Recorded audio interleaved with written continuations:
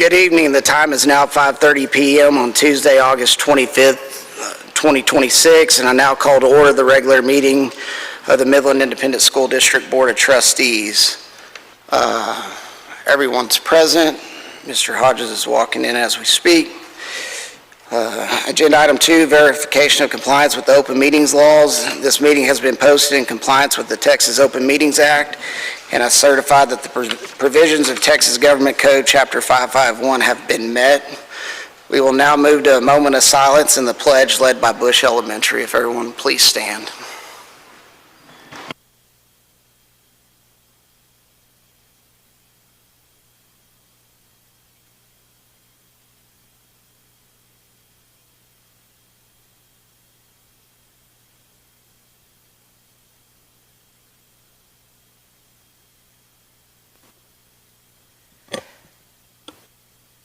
Good evening, President Gwynn, members of the board, and Dr. Howard. My name is Cindy Hopt, and I'm the principal of Bush Elementary.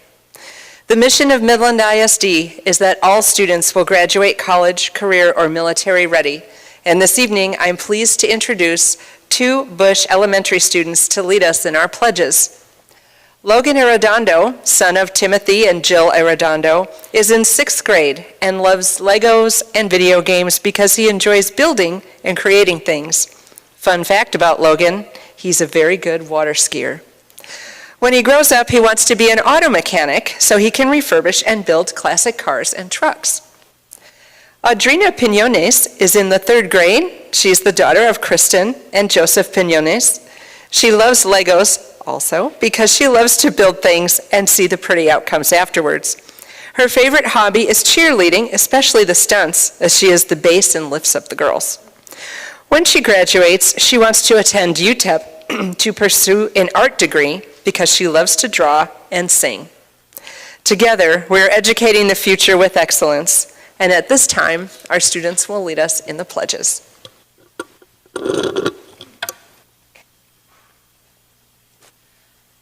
I pledge allegiance to the flag of the United States of America and to the republic for which it stands, one nation, under God, indivisible, with liberty and justice for all. Honor the Texas flag. I pledge allegiance to thee, Texas, one state, under God, one and indivisible.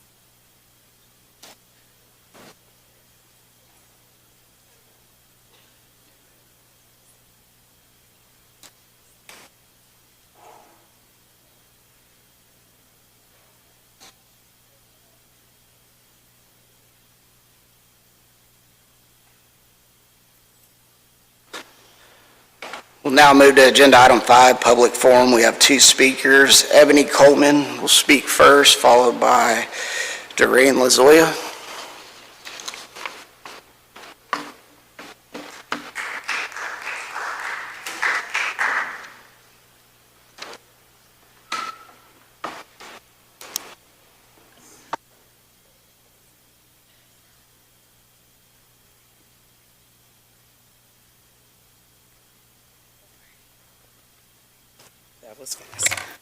All right, good evening, everyone. Dr. Howard, President Gwynn, welcome back. It's a new school year. So I just wanted to give a thank you to Dr. Howard and her team for continuing to meet with the Jumpstart members and leaders. And just understand that there's a lot of work to be done, and just give a quick update on what Jumpstart Midland is still up to. We are still about data transparency and student outcomes in math and reading. We're also looking forward this fall to host a candidate forum for the upcoming candidates to add a parent voice to the candidates that are upcoming so that they can understand our concerns as well. And we also wanted to talk a little bit about our 8-week pilot that we hosted back in April, the math intervention pilot. We saw 68% improve in raw scores, 45% gained 12.5 points, and 86 began below grade level, and 75% showed improvement during that 8-week pilot that Jumping Brains Academy hosted. And we just wanted to let you all know that Jumping Brains is not looking for problems or things that can bring more hardship to the district. We're looking for solutions that can bring parents, educators, and community partners together to support our children, because all of our kids deserve the best that MISD has to offer. So, TEA released their updated accountability ratings, and I did see some progress, and our parents had seen some progress as well, but we have a long way to go. So I just want to say keep up the good work, and we're going to continue to work on the ground to do what we need to do to improve student outcomes. Thank you.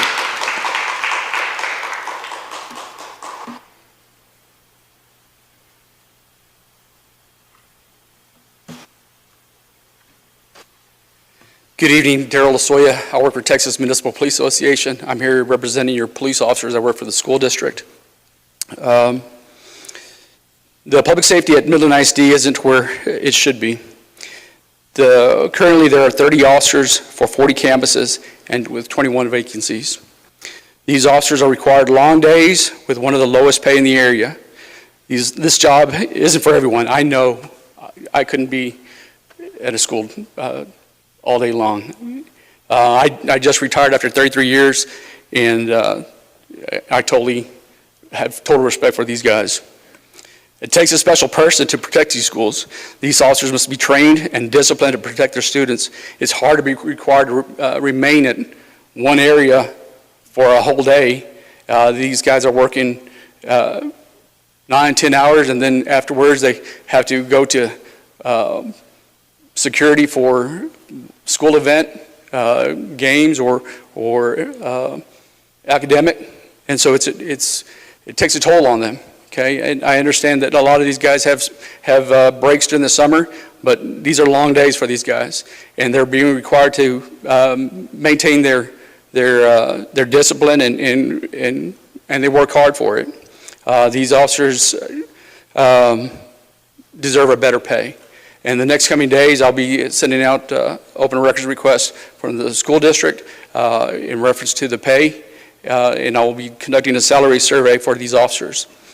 One of the other things that has come up, these officers are mostly members of TMPA, and so they have reached out in reference to it, and they want some assistance with it, and so that's why I'm here.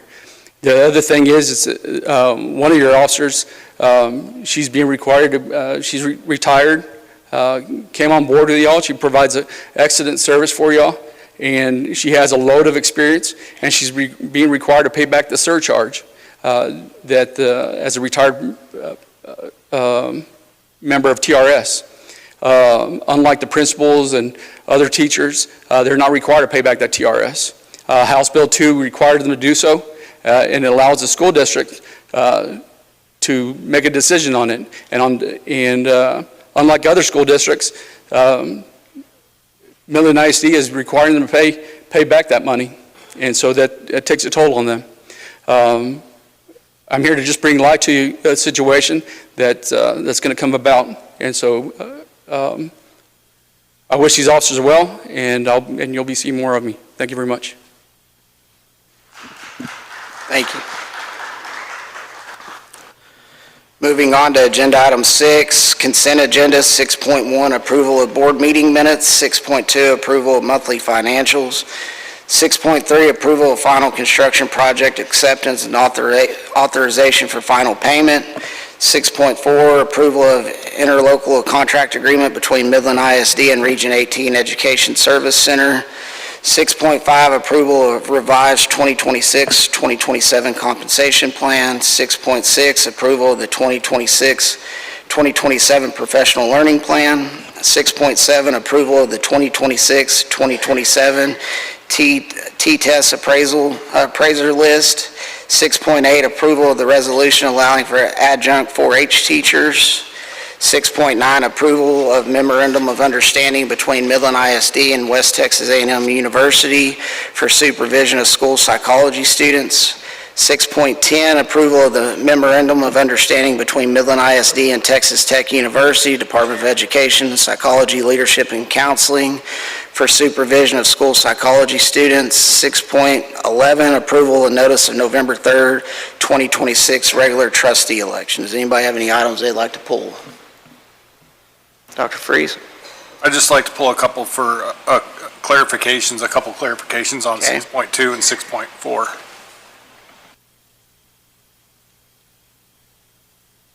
Anyone else?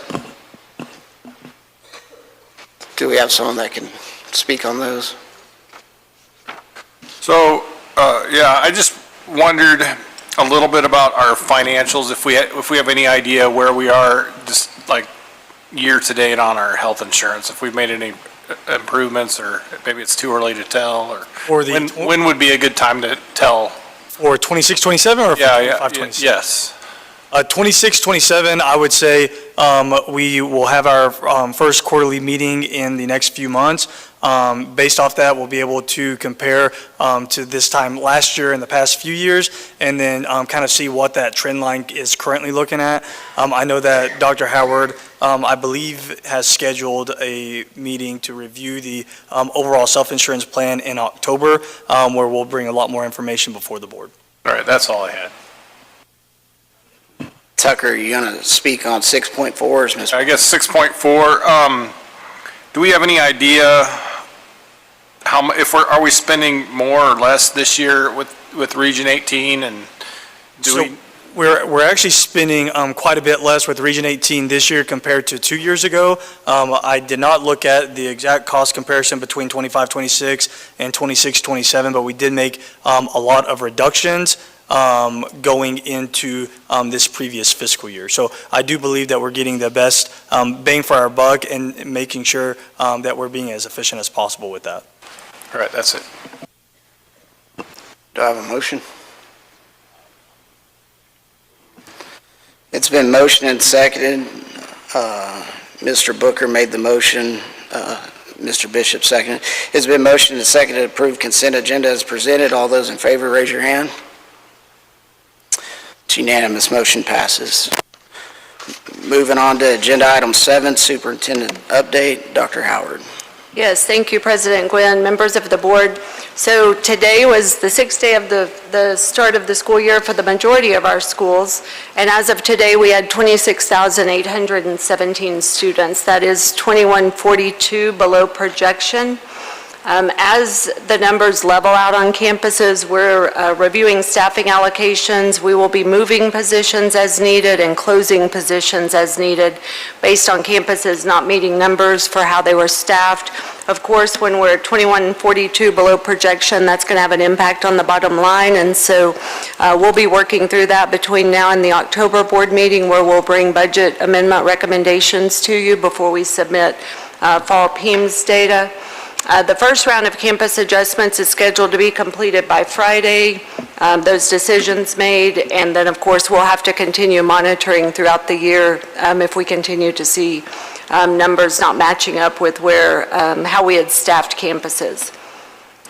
I'm proud of our schools as we open. Our principals are here today. They're here in the middle, and we appreciate them. They get up early, they stay late, they work on the weekends, they work at night, they work in the middle of the night, all the different things that they do.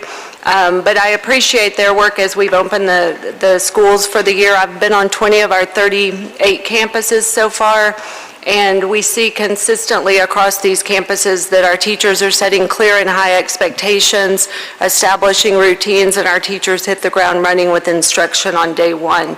Also, especially want to thank our principals that are at our 18 campuses that had summer construction.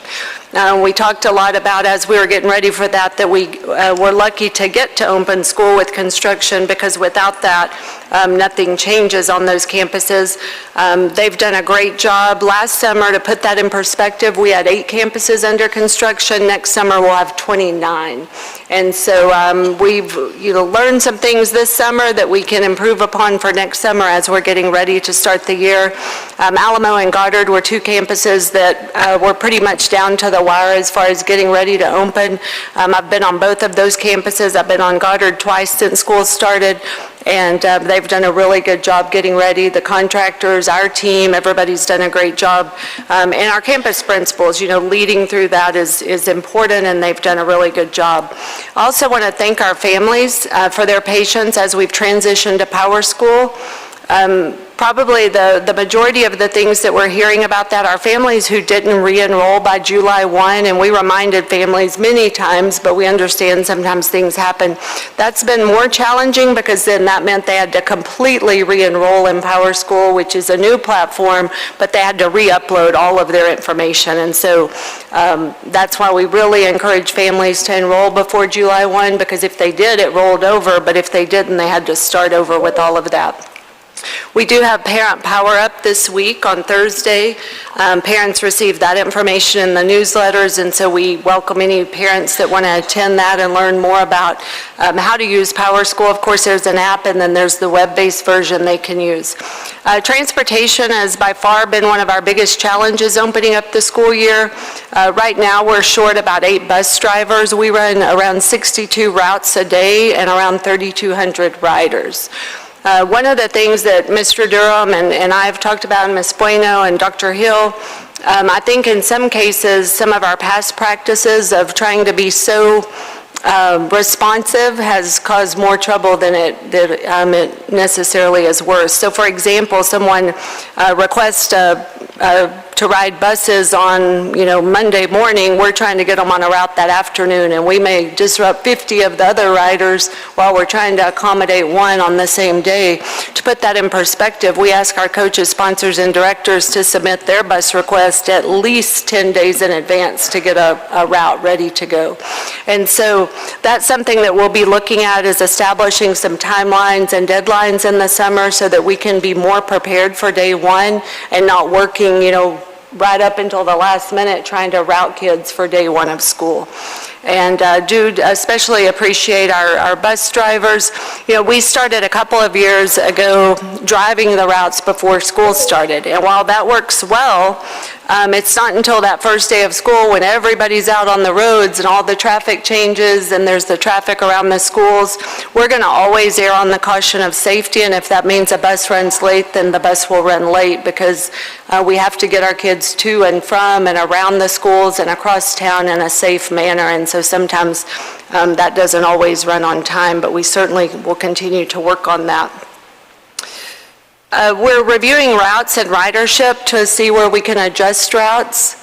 As I talked about before, we've made some adjustments this year. We have a number of choice schools, and in the past there were many stops across the district that were very convenient for families, but it certainly makes it difficult to navigate that when you have limited bus drivers and running 62 routes, and so we'll continue to work with that. We will have our routing GPS and the badge scanner up in the next about month, and so that will help as well, and we'll provide the real-time routing for our bus drivers as they're running their routes. Wanted to hit on the 90th legislature that will be starting January 12th. Of course, November 9th is a bill pre-filing, and then March 12th is the deadline. We've been working with elected officials, leading up to this session on areas that we're asking for their help, one in particular.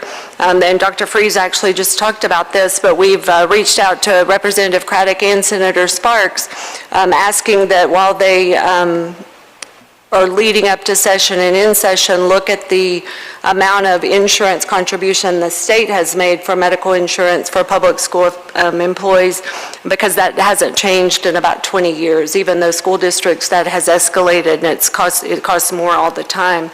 What they're talking about during the interim, of course, property taxes, enrollment pressure, really going to be tasking districts with looking at facility usage and district efficiency and operating campuses. We actually have already started that work. Y'all made some decisions last year that were related to that. And our team, as soon as we get school underway this year, we'll go back to work on recommendations that'll come to the board in November or December this year. Technology and screen time are big topics leading up to this session. And, we made some adjustments going into this year that we're seeing pay off already in the classrooms. And within the first, I think you said 2 or 3 weeks in our K-8, Ms. Bueno, 2 or 3 weeks in the K-8 classrooms, we should not see devices. And I have not seen that on any of the campuses I've been on. The students are engaged, the interactive notebooks, much more traditional learning, which we expect is going to help. And then, of course, special education funding is a topic that's being discussed at the state level. Most districts across the state are spending more on special education than the state is allocating and sending to districts for special education. And then just recently, the comptroller was ordered by the governor to audit 4 public schools, and so we're monitoring that. But I wanted to provide some information because we actually have an annual audit every year. We have a first rating. So what the conversation around that's been is making sure that school districts are spending 70% of their money on instruction, is what we're seeing in that conversation. Current year budget's $350.5 million. Of course, $44 million of that goes to recapture. That's 10% of our budget. So we exclude that recapture out, and when we do that, we're at 57.7%. When we look at instructional services, that's just that function 11. Plant maintenance and operations is our second biggest expenditure. That's 10.96%. That's where our students learn. Of course, that's heating, cooling, utilities, property insurance, which doesn't typically go down either. And then campus administration, those are our principals, administrators. That comes in at 5% of our expenditures. Data processing, 3.63%. So things like the student information systems, PowerSchool, PEIMS reporting, all of the work that it takes on the student side as well as the hardware side. And then the fifth highest amount that we spend is on guidance and counseling, and that's 3.53% of the overall budget. So just wanted to give you that as we're hearing that conversation across the state. The last couple of things I have, of course, y'all know this, but in 27, 28, a year from now, we will be starting a new state assessment. So the STAR as we know it will be going away, and that'll be transitioning in to new assessment models, looking at a beginning, middle, and end of year type assessment. And then the last thing I have is we have our first district recognition coming up on September 8th, where we'll recognize students for accomplishments over the summer and after our last recognition of last year. So I'm glad to answer any questions, and that's all I have. I have a couple of questions, Mr. Gwynn. That's for Dr. Howard. I know we switched over from Skyward to this Power School. So is Power School, is it a Texas-based company or no? Yes, I believe so. Fatima, where are you? She's in the back. Skyward was not, but Power School serves many districts across the state.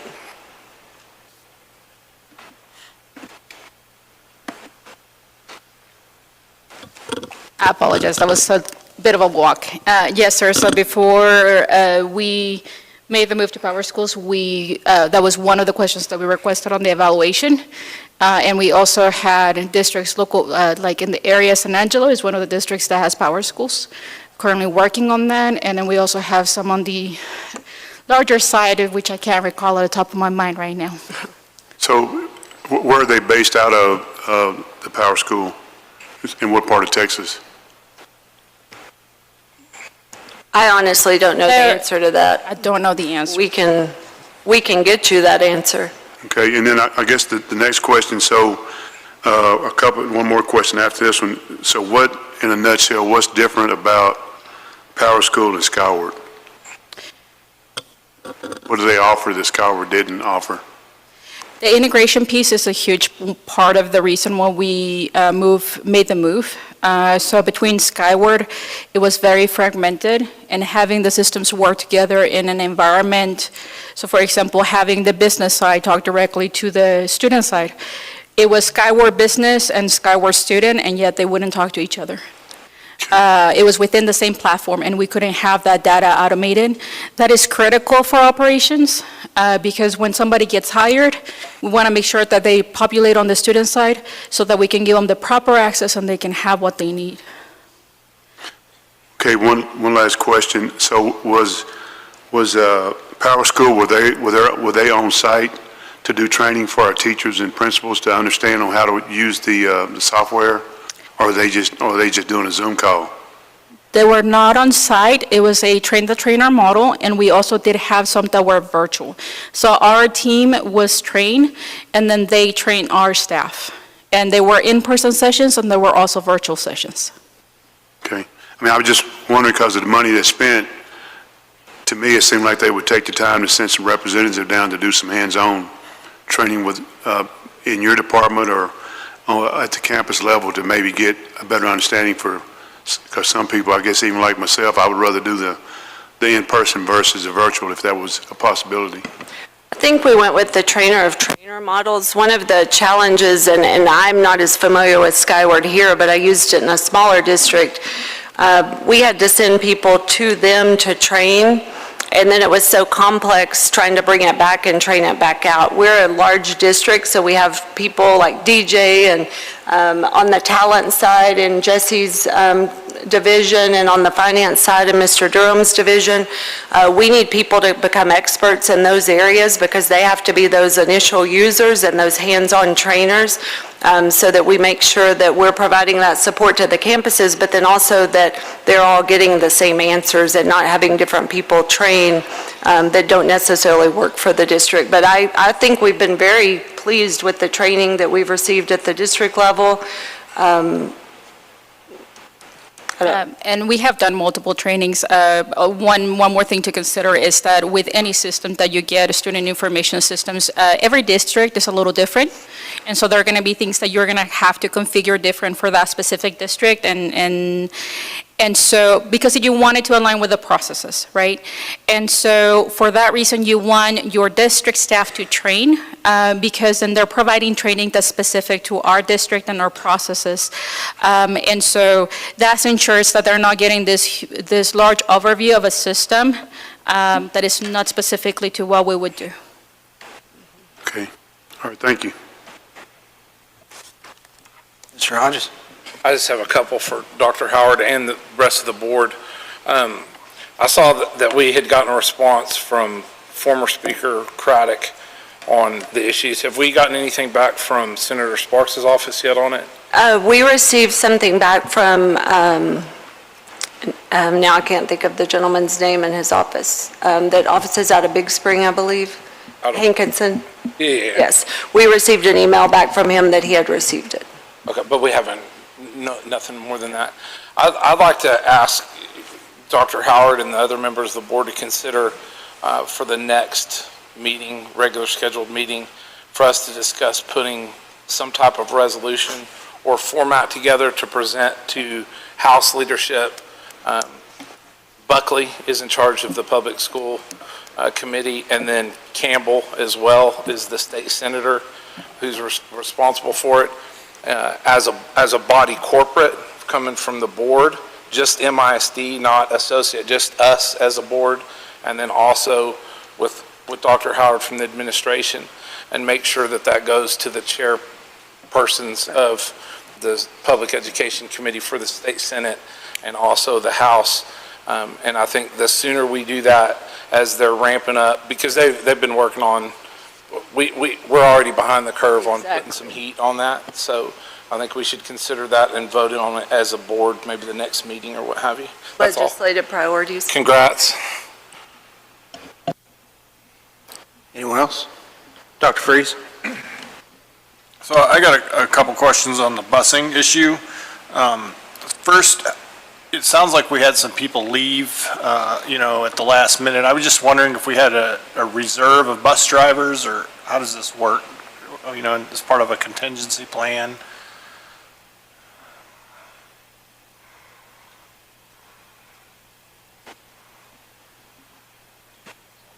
Question, Dr. Freeze. We hired about 19 bus drivers over the summer, and 3 days before school started, we lost 5. 2 were for various reasons, and 2 decided that it wasn't what it was, and then 1 lady just walked off.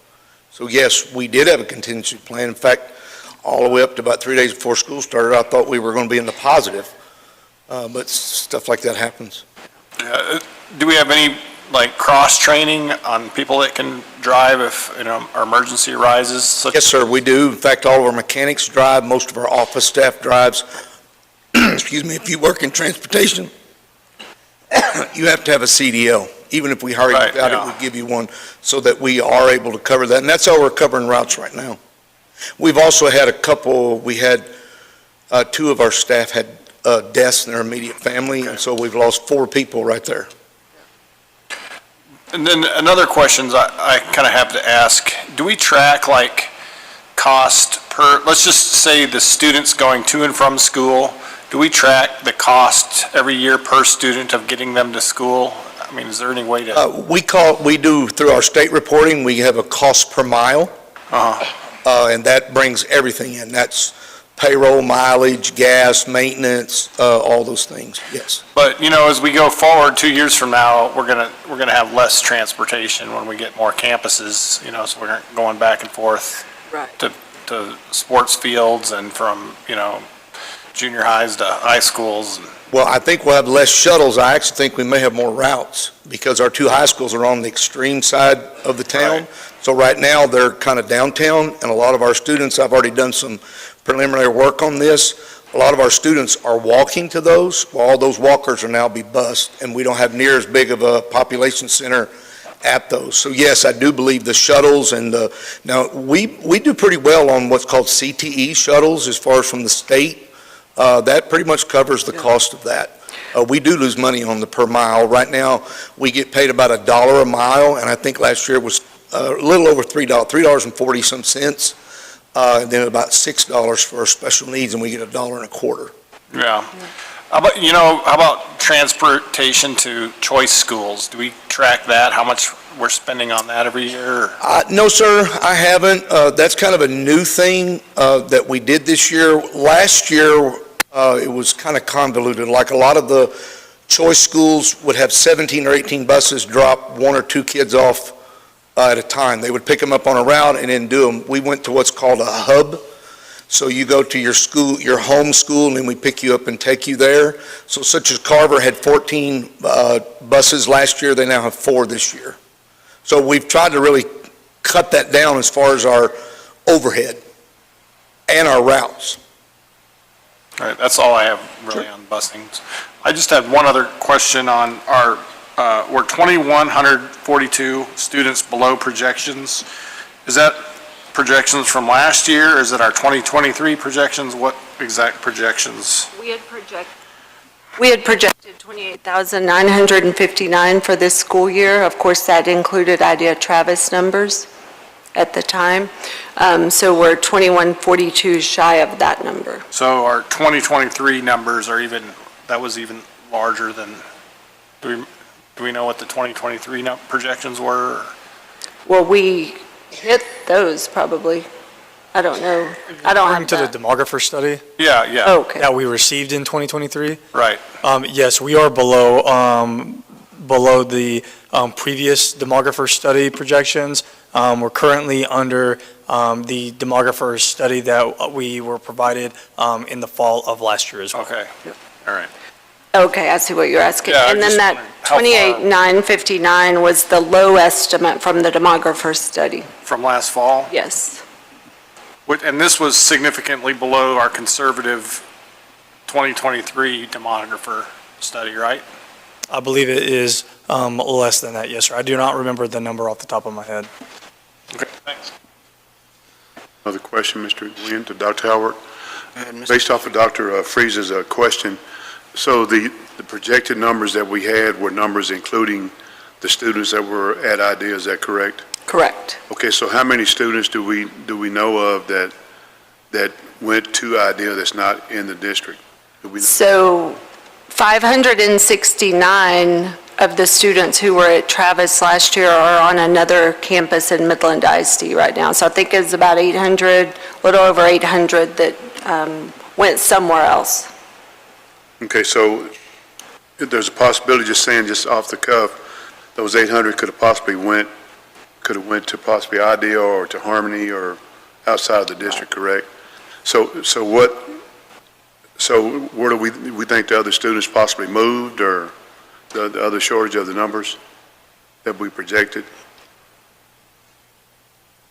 Because if we're 2,000 students short, and we're saying 800 of them could possibly, well, one out of the district could be at IDEA or other places, so what about the other 1,200? Do we not know where they could possibly be? I think it'll be a few weeks before we can give those kind of reports, when we start to have leaver reports and we can track where students are who have not showed up. Okay. Because to go to another school, they have to check out anyway, correct? To go to. They're supposed to. If they don't and they go to another Texas school, public school, we'll get T-Rex requests for their records, and then we know where they landed. Okay. All right, thank you. T-Rex, that's what it's called. So I got just one more, I don't know, this is kind of for anyone on the board or Dr. Howard. Do you think there's, these numbers are fairly low, and it just seems to me that we're kind of in a competitive situation now. Is there any room, or does anyone think a community survey, would be proper on just saying, just trying to gauge some sentiment on, what we can do to be more competitive? I guess I'll just leave that out there. Well, how would you find every kid in town to do that? Because I would only ask parents of children what it is if we're talking about where they're going to attend school. I mean, I think that's who we should target if we're talking about kids not attending school, et cetera. But I have a concern of, there's 569 Travis kids in our schools, and how many were there last year? Almost 1,300, I believe. So they took 800 kids out there and they left 569 behind. Correct. Okay.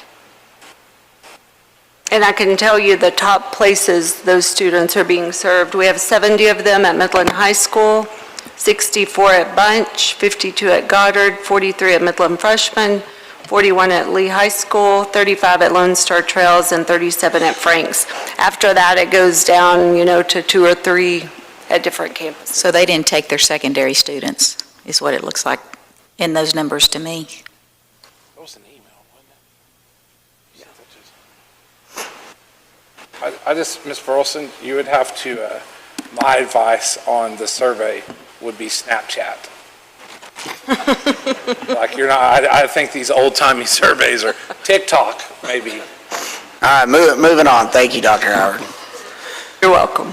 Moving on to agenda item 8, 8.1, Bond 2023 Monthly Report. Mr. Lopez.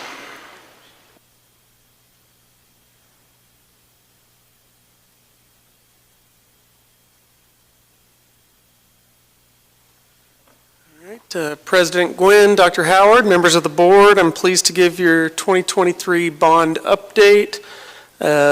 We've got the project timeline, which is the original 2023 milestones that need to be met to make sure that grade reconfiguration can happen in 2028. We are on track and have met every one of those milestones to this point. You've seen this slide a couple of times, but we have 13 packages over 34 campuses, and you can see which ones are in construction versus design. As Dr. Howard discussed, we do have a Gantt chart that kind of outlines those 8 campuses that were under construction in 2025, the 18 that were under construction in 2026, and then as we ramp up to really the busiest summer, which is 2027, we'll have 29 campuses under construction. And so it becomes even more important that we continue to learn every summer as we ramp up, and we have lessons learned from 2025 that made 2026 actually a little smoother, and I think we'll continue to do that through the next summer.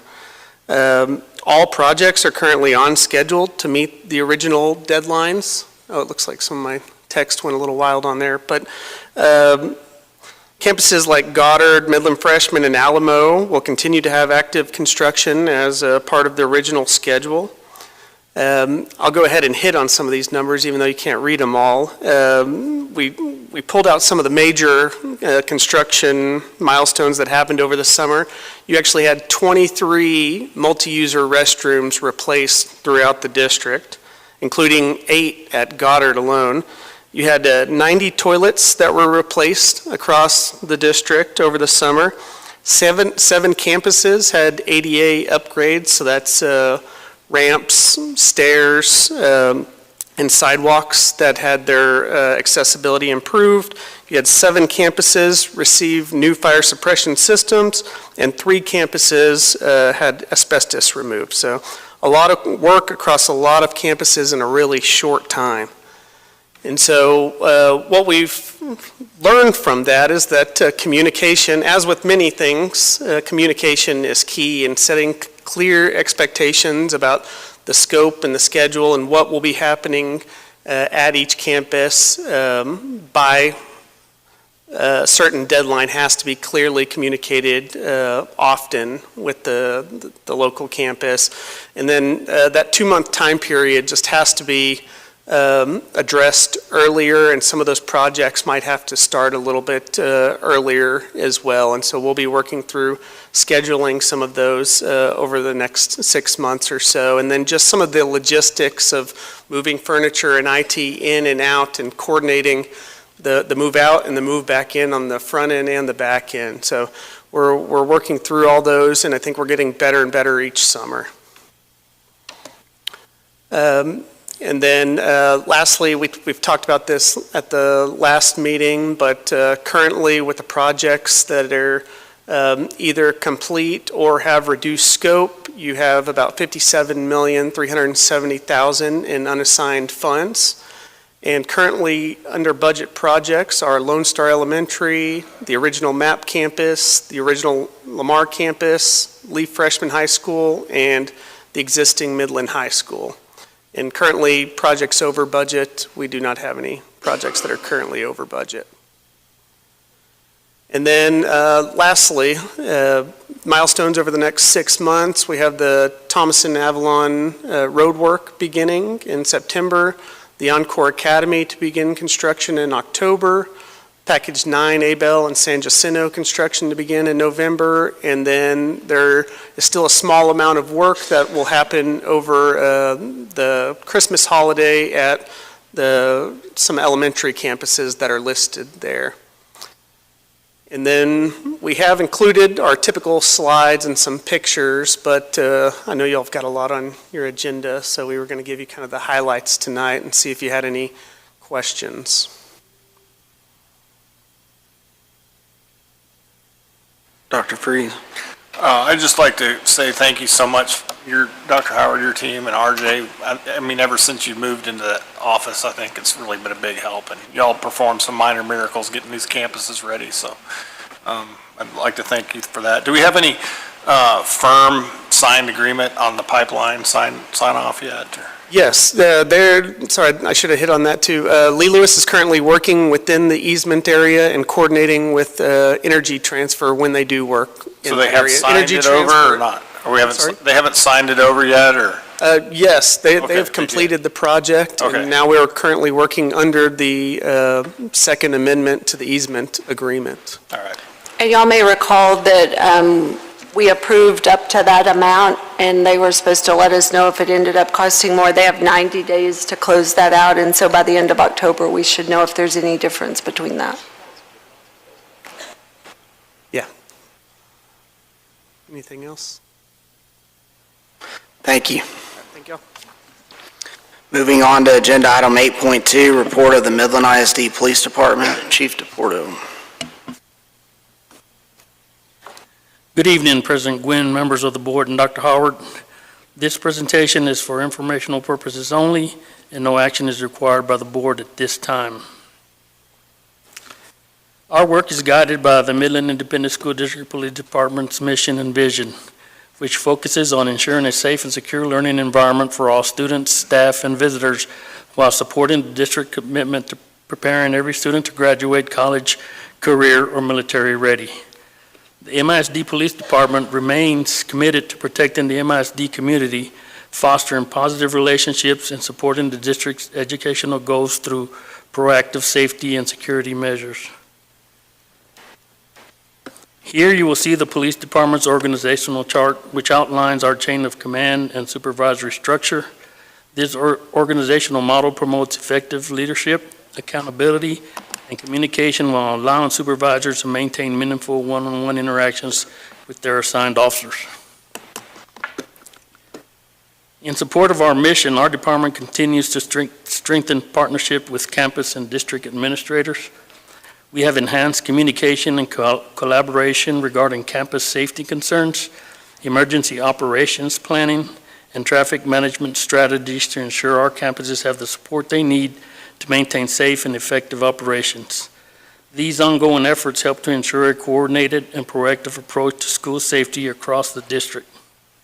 Since implementing the Zero Eyes firearm detection system in March of 2026, MISD has benefited from real-time alerts that enhance campus security.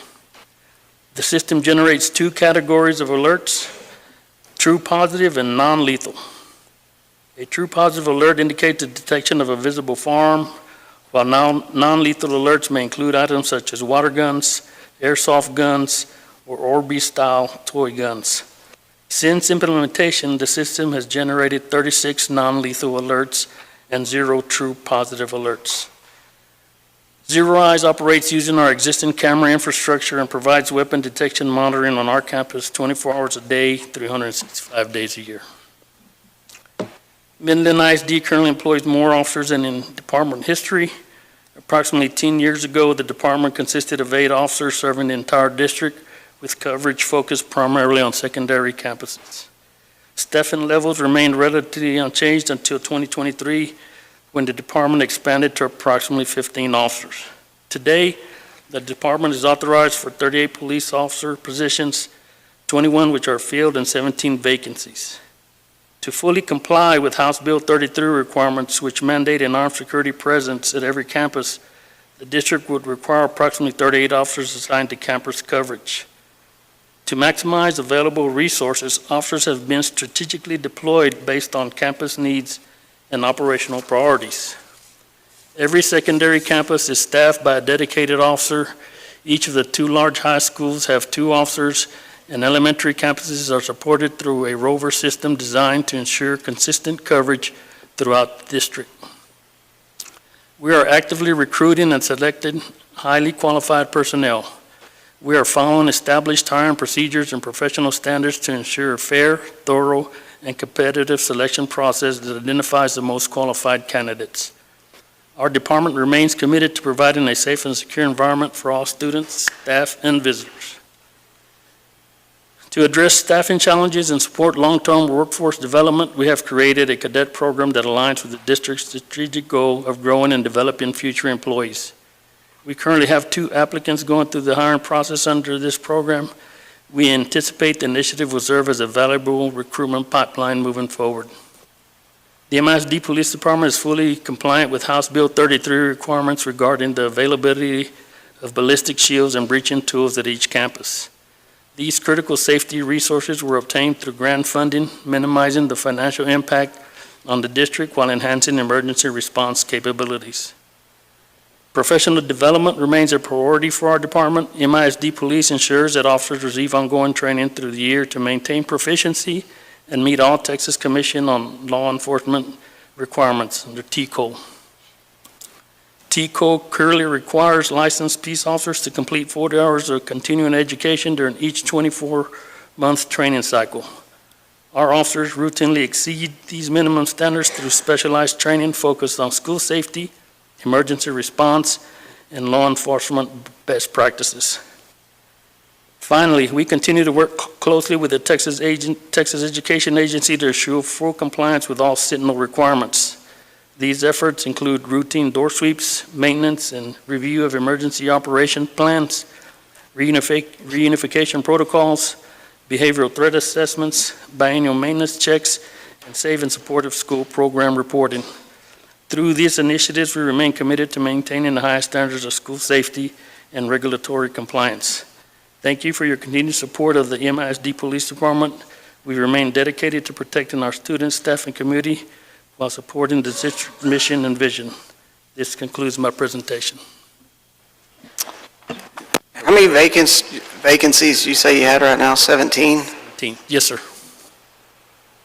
Well, what's the median pay for MISD police officer? Mr. Durham or Ms. Garcia, do either one of y'all have that? I know we've provided that for the board back in Yeah, it's in the comp compensation. plan. I just don't have it handy. I was just curious to see what our median pay was versus, because we're all fighting for the same people, right? The city, the county.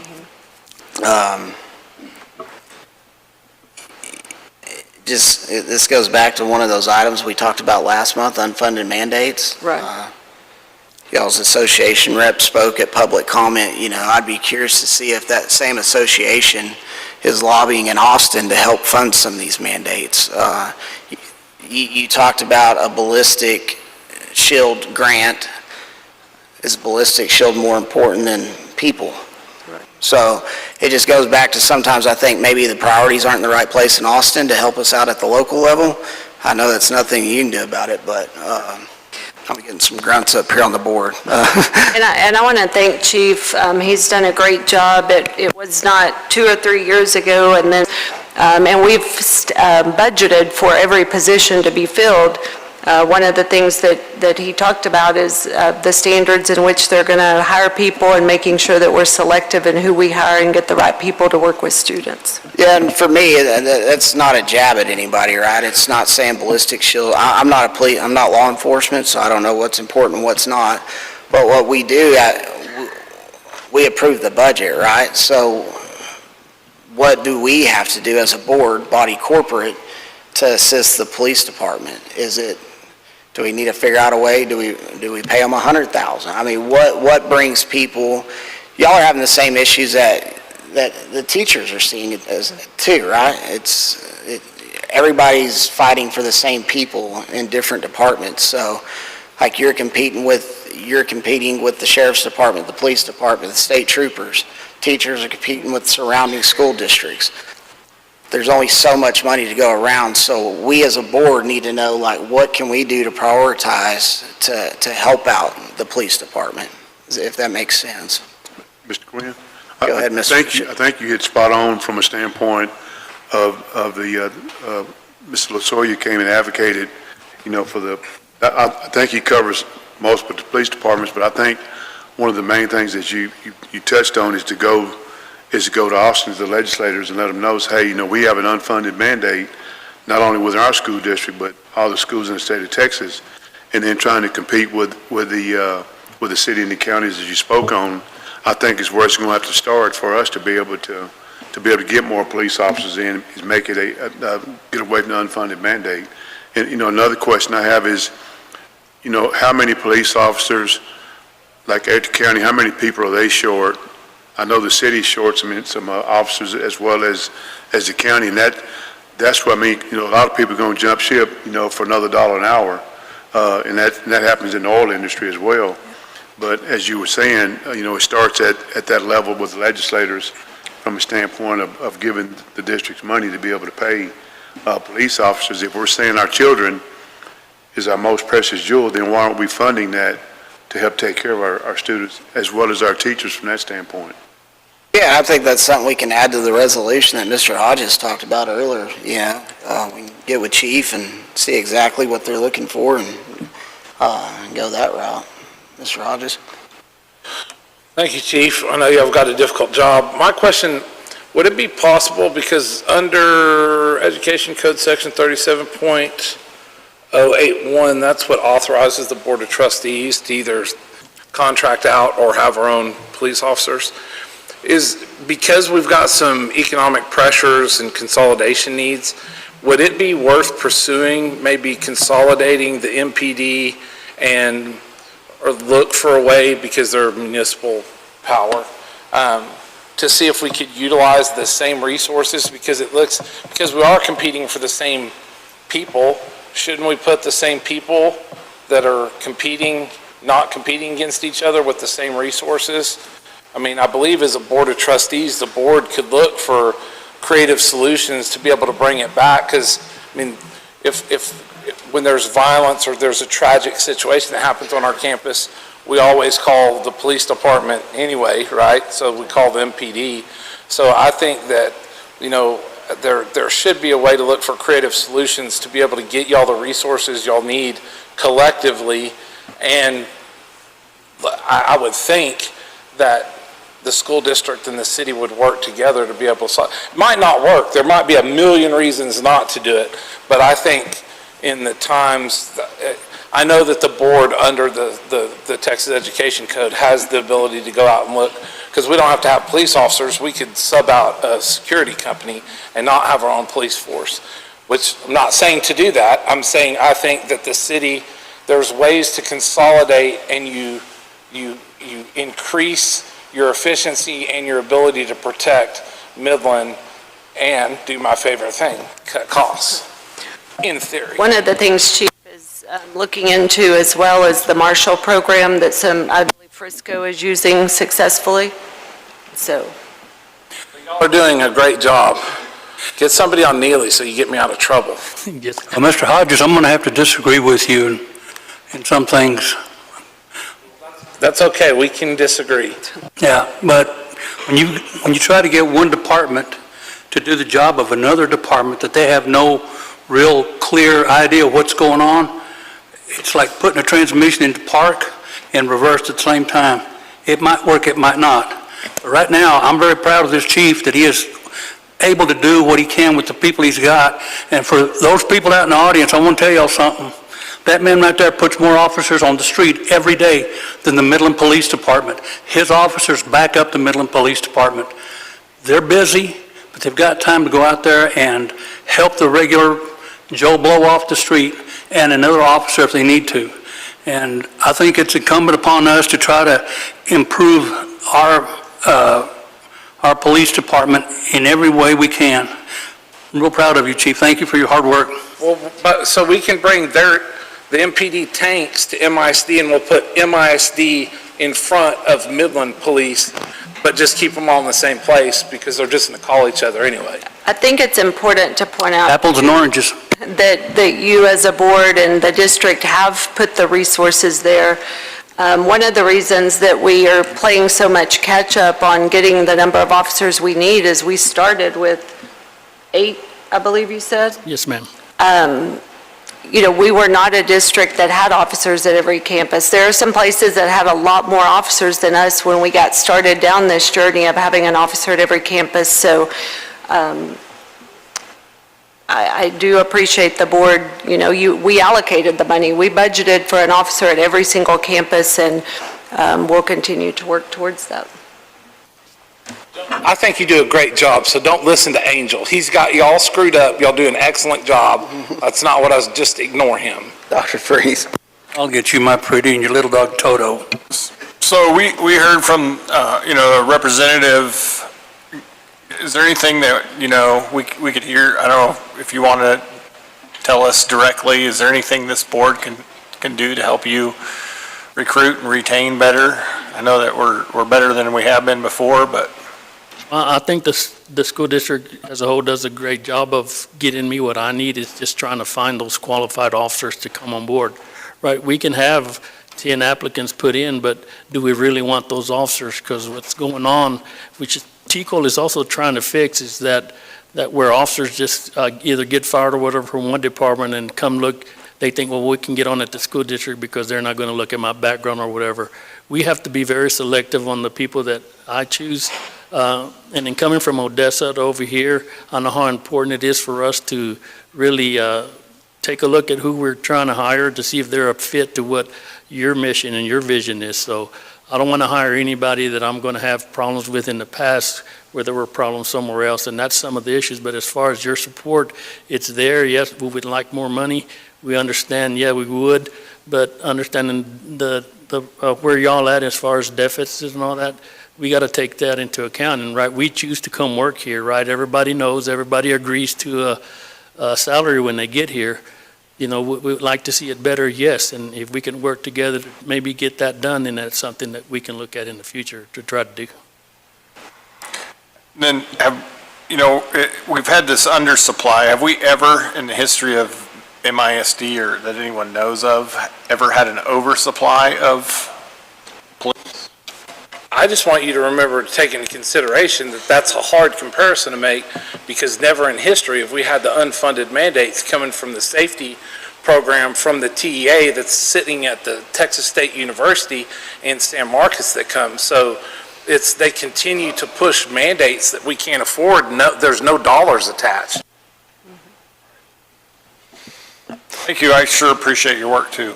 Looks like Mr. Durham's got something. One thing that I did want to clarify is the safety and security is a underfunded, it's not a unfunded mandate. We do get some dollars from the state of Texas in order to comply, it's just not enough. I just wanted to make sure that that was. Unfunded. Isn't it short around 2 million? Yes, ma'am. Yes. It's significantly underfunded, but I just wanted to make. It's capital underfunded. Yeah. Well, Texas is talking they had a $24 billion surplus this year, so I think they have a couple $1 million laying around. President Gwynn, I'm telling you, if you get them a tank, you'll get all kinds of people that want to come drive a tank. Moving on to agenda item, thanks, Chief. Moving on to agenda item 8.3, report on annual star and accountability ratings. Ms. Bueno and Dr. Howard. And every principal at MISD, thank y'all for being here. You're the backup back here. So President Gwynn, members of the board, last month we presented what we were calling preliminary ratings. Now we have preliminary accountability ratings that have been released from TEA, and December 15th is when we'll have final accountability ratings. As we start with this presentation, I want to brag on the work that the team has done. The district improved in every domain 1, 2, and 3, as well as domain 2A and 2B. 79% of our campuses improved their scores. So talking about that numerical score, they may have been an A, but they went up, or they may have been a B, but their numerical score went up. And then 87% of our campuses improved in domain 1. Domain 1 is your board goal B, and so 87% of the campuses improved in that area.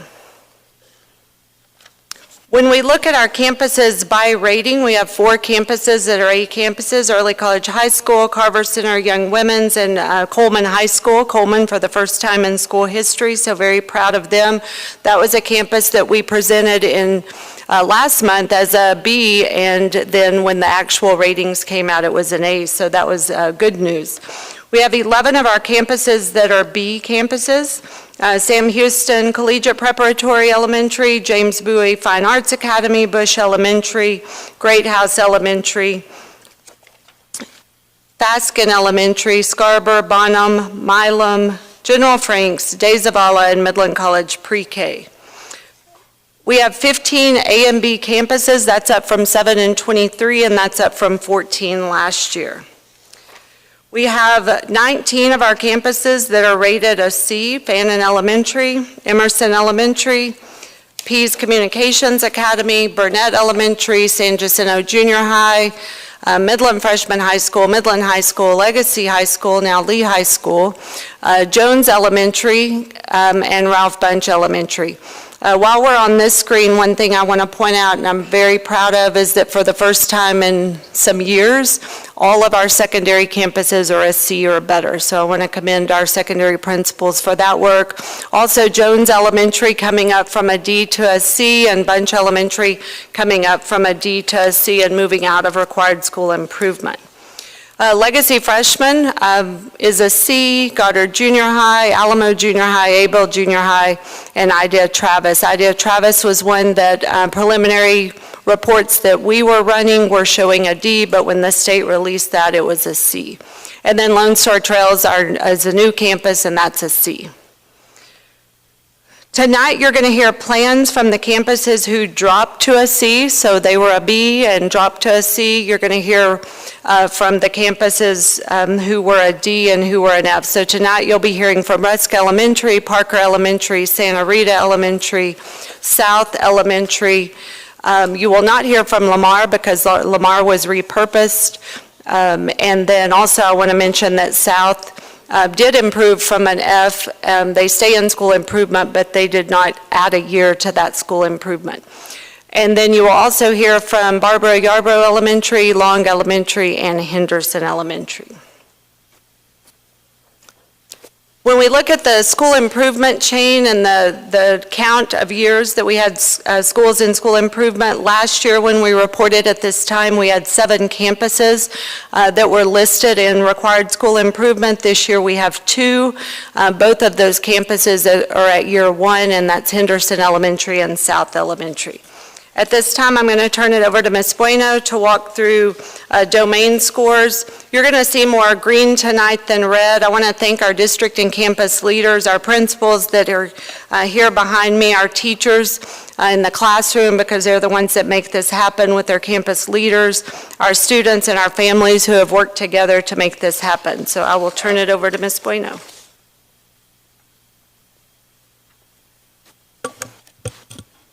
In alignment with board policy BBE local, we will now view accountability by domain.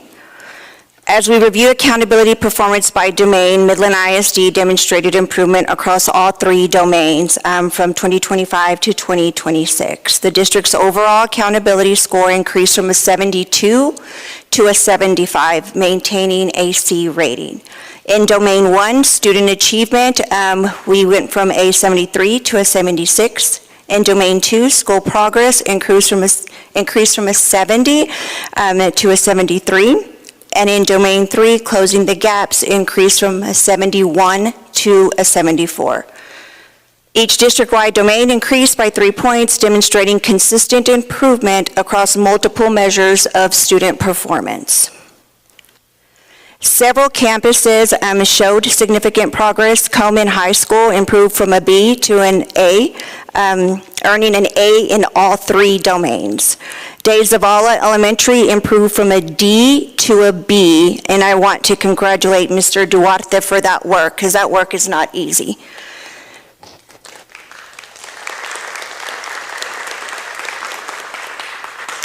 And with its overall score increasing from a 68 to an 82. Goddard Junior High improved from a D to a C, with its overall score increasing from a 62 to a 79. Alamo Junior High improved from a D to a C, increasing from a 62 to a 74. Abel Junior High, Jones Elementary, Bunch Elementary, Legacy, now Lee Freshman High School, and Idea Travis Academy also improved from D ratings to C ratings. South Elementary improved from an F to a D. Bowie Fine Arts increased in school progress, their school progress score from a 74 to an 85. And Scarborough Elementary showed strong gains in student achievement and closing the gaps. Carver Center, Early College High School, Young Women's Leadership Academy, and Coleman High School earned overall of an A rating, and Early College High School earned a 99 overall rating and a score of 100 in closing the gaps. All 2026 accountability results presented this evening are preliminary and remain subject to finalization by the Texas Education Agency in December. This concludes my presentation tonight. And I'm open to any questions, or we can transition into board goals and continue. Yeah, let's just continue to 8.4. Report on board goal A, the percentage of students performing on grade level. Report on board goal B, the percentage of campuses earning a rating of a B or higher in domain 1. Report on board goal C, the percentage of students graduating college, career, and military ready. And we'll save the questions for the end. In accordance with BQ Loco, I will provide an update on the district's progress towards board goals A, B, and C. Last year, we established the most ambitious board goals in Midland ISD's history. These goals reflect our commitment to accelerating student achievement, improving campus performance, ensuring every graduate is prepared for college, a career, or military service, and creating long-term sustainable improvement across the district. Although we did not meet every performance target, we made meaningful progress. Under Board Goal A, 24 of the 27 grade level and subject measures improved over the 2025 baseline, and 11 met or exceeded the 2026 target. We also met and exceeded our annual targets for Board Goal B and C. The data clearly identifies where we must strengthen our focus, accelerate our improvements. So yes, we do celebrate the gains, but we also get back to work and address those areas that we were short in. Board Goal A measures the percentage of students performing at or above grade level on STAR assessments in grades 3 through 12, an equivalent end-of-year assessment in pre-K through second grade. Several areas demonstrated strong performance and growth. Pre-K reading increased from 7% baseline to 87%, and math increased from 19 to 90%. Kindergarten reading increased from 21% to 86%, and math increased from 9 to 73. Fifth grade science increased from 29% to 38%, exceeding the 2026 goal of a 31. Eighth grade math increased from 43% to 51%, exceeding the 2026 goal of 48. Eighth grade science increased from 35% to 49%, exceeding the 2026 goal. English 1 increased from 35% to 41%, exceeding the 2026 goal of 40%. And Algebra 1 increased from 31% to 37%, exceeding the 2026 goal of 36%. Board Goal B measures the percentage of campuses earning a B or higher in Domain 1 student achievement. And the district increased from a baseline of 22% to an actual result of 28%, exceeding our goal of 27%. Board Goal C, college, career, and military readiness. So our baseline for the class of 2024 was 91%, and we are currently at 91%, and we have met our goal of 89%. And this concludes my presentation. Mr. Bishop? Yes, thank you, Mr. Gwynn. First, I would like to thank Dr. Howard, her team, and Ms. Bueno, our teachers, our administrators, students, and their families. A job well done. I know it's been a lot of hard work, a lot of late nights, early mornings, if you will, trying to get the district moving in the right direction. I believe within myself, I think we're seeing the needle being moved. So again, I know there's more work to be done. I know staff is working on that as well as our teachers to make us better. One of the things I look forward to is seeing us be the best school district in the state of Texas, and I know it can happen, and the work is being shown by the progress that y'all made so far. So I would like to say thank you so much for y'all's time and effort to move the needle for the district. Thank you. Thank you. Got one comment. Ms. Burleson? I have one comment. I want to rephrase my earlier statement, and I want to say that 569 students chose us, MISD. So where those students went, that's what I kind of meant in that, but sometimes it doesn't come out right. Sorry about that. And I think they chose us for this reason.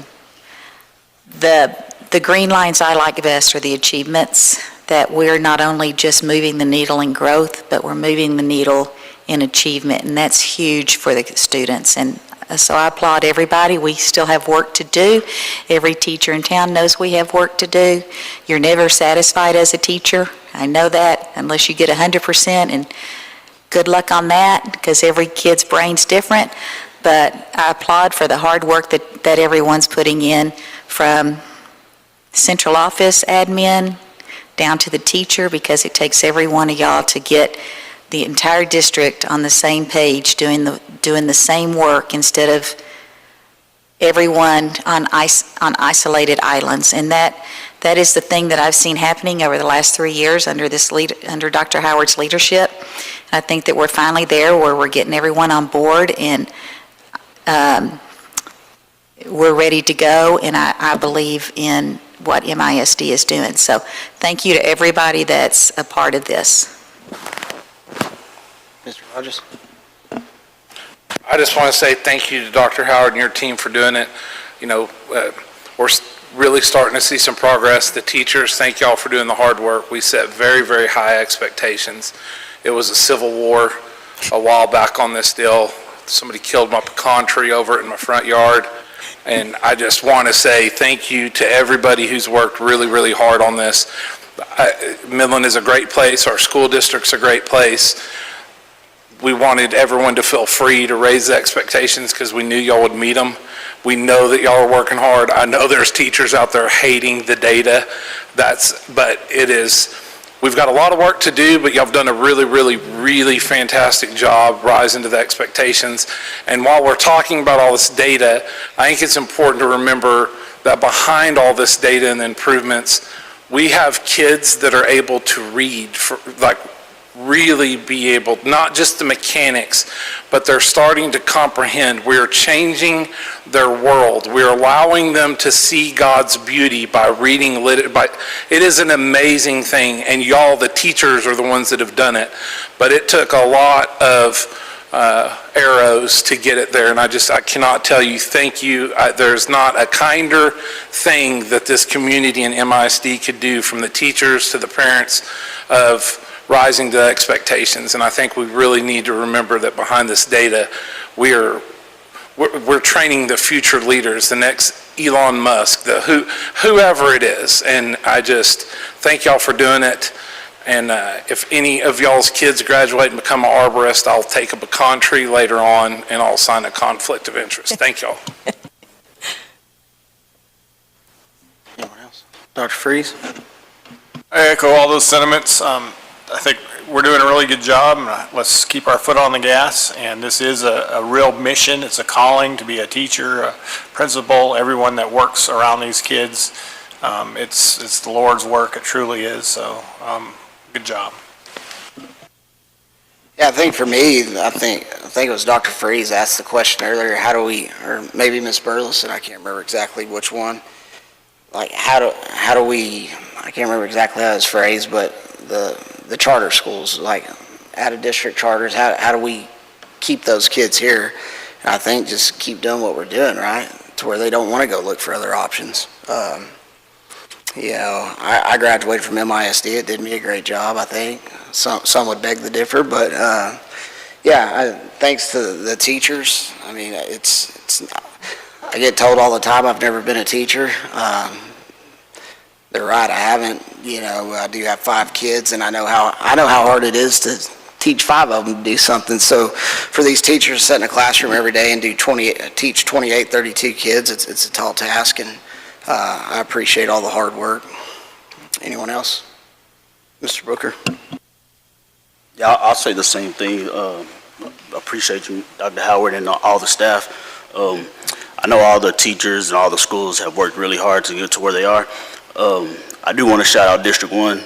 I've been in District 1 for almost 7 years, and I've never seen our scores like this.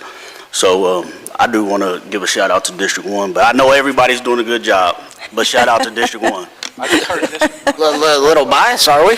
Well, and I think, Mr. Booker, you hit on a very important point, and the principals have heard me say this many, many times. every school needs to be a good choice. Every single school, it doesn't matter where you live, it doesn't matter if you know how to navigate a lottery system or get into a choice school, every school. And so to your point, these principals in District 1, 2, 3, 4, 5, 6, and 7, they know that every day the kids showing up to their schools deserve the very best, and will continue to work that way. I'm going to see your District 1, and you get it, right? But I'm going to give a shout out to Coleman, because they're an A. And it's in District I 1. get it, but like that's, I'm just saying. Now give Coleman a hand.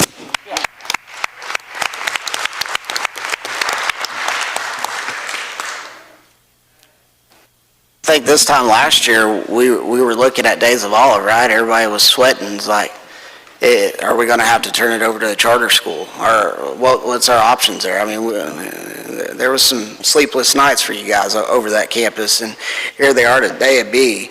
You look at what Miss McLean did with South. I know we ended up ultimately partnering with it, but it's not where anybody wanted it to be at the district level, right? But even they saw improvements. So I mean, you can go through here, and there's going to be people out there that pick this data apart, right, and possibly put up billboards or whatnot. But I mean, you look at the data, and I mean, it just shows how hard everybody in the district worked last year, and not just last year. I mean, this work didn't start last year, right? So I think it's something to be proud of, and something to really look forward to see where the district's at in the next 2 or 3 years. Well, and I think I can speak on behalf of the principals too, but we appreciate y'all's support, because when we raise the expectations, when we ask people to do more without your support, that's very difficult to do. And so everyone pulling in the same direction, they know that they're supported at the district level, we know we're supported at the board level, and I think that's what makes all the difference. Thank you, Ms. Bueno. I do want to say one more thing. I want to say thank you to the principals. I know what it's like to be in that seat, and they're having to juggle so many things, not only academics, but operations and safety. And without them, we would not have seen this improvement. They have built a great relationship with the T&L department and the principal supervisors, who have a great impact on that instruction as well. So I just want to thank every one of them.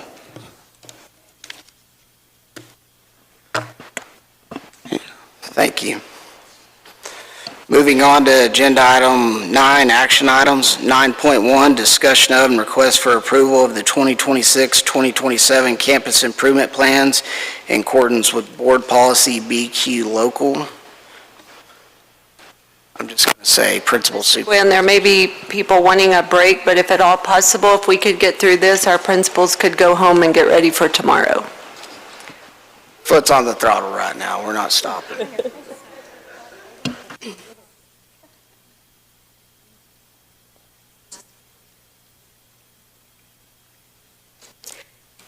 Good evening, President Gwynn, members of the board, and Dr. Howard. In accordance with board policy BBE local, we are requesting your approval of the 2026-2027 campus improvement plans. These plans align campus priorities with the district's strategic goals, promote transparency, and reinforce shared accountability for improving student outcomes. Over the past year, Midland ISD has strengthened the partnership between the school leadership and teaching and learning departments to ensure campuses receive one clear, consistent message around instructional expectations. We have aligned our work around a common set of instructional priorities reflected in each campus improvement plan. This alignment is anchored by our newly adopted ARC of the Year, which provides a year-long roadmap for instructional improvement. Together, these efforts establish consistent expectations for high-quality Tier 1 instruction, targeted Tier 2 interventions, and focused support for closing the student gaps.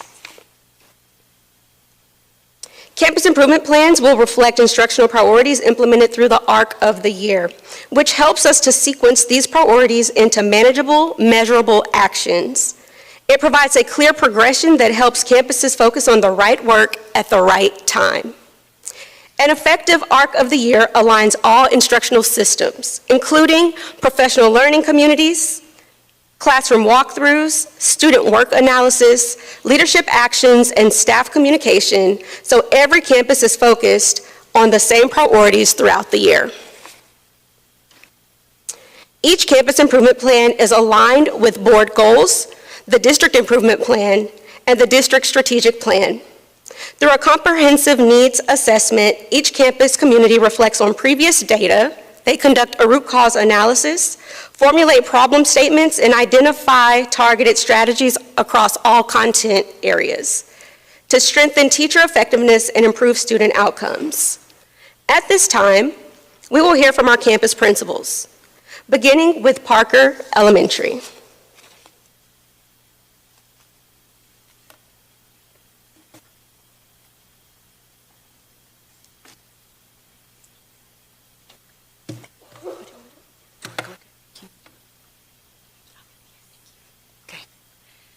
Good evening, Dr. Howard and board members. I'm Griselda Rosales, principal at Parker Elementary.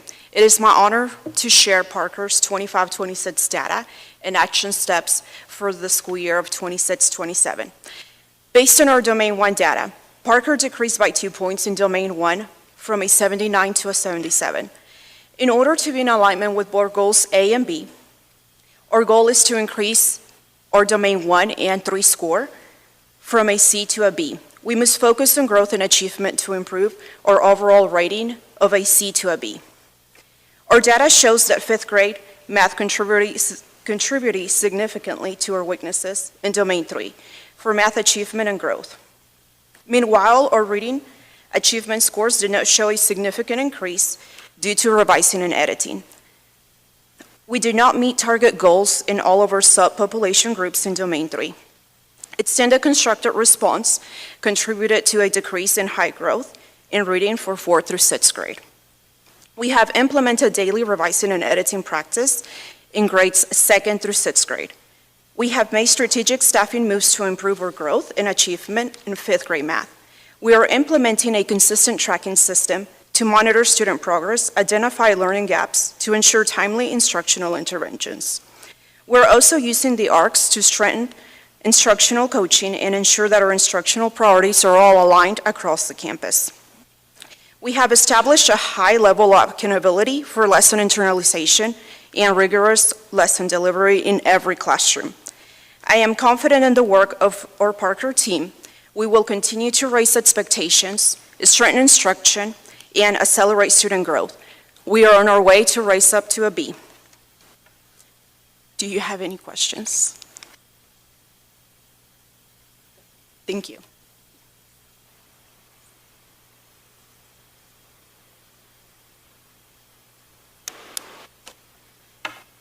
Good evening. I'm Jamie Saldana, and a Year 2 principal at Rusk Elementary. Our accountability rating for the 2025-26 school year is a C. Our total enrollment as of last year was 515. We have a 65% economically disadvantaged population and 63% Hispanic Latino students. We also have 34% emergent bilinguals and 16% special education. Our data gives us a very clear focus for this year. We did see a 5-point decline in Domain 1 and a larger decline in Domain 2. So we are prioritizing and will prioritize achievement and growth for all students.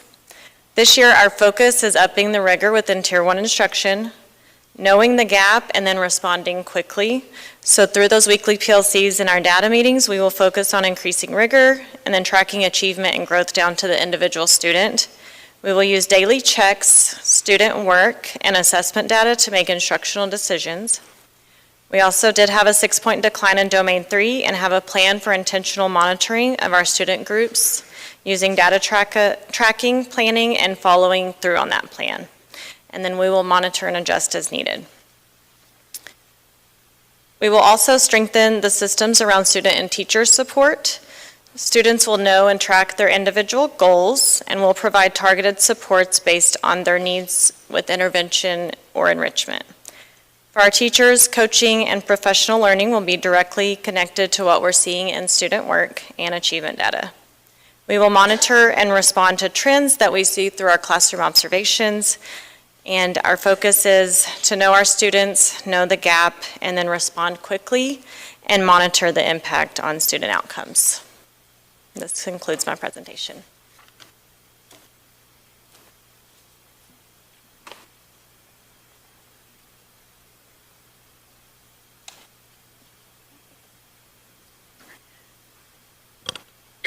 Good evening, everyone. My name is Deborah Alba, and I'm the principal at Santa Rita Elementary.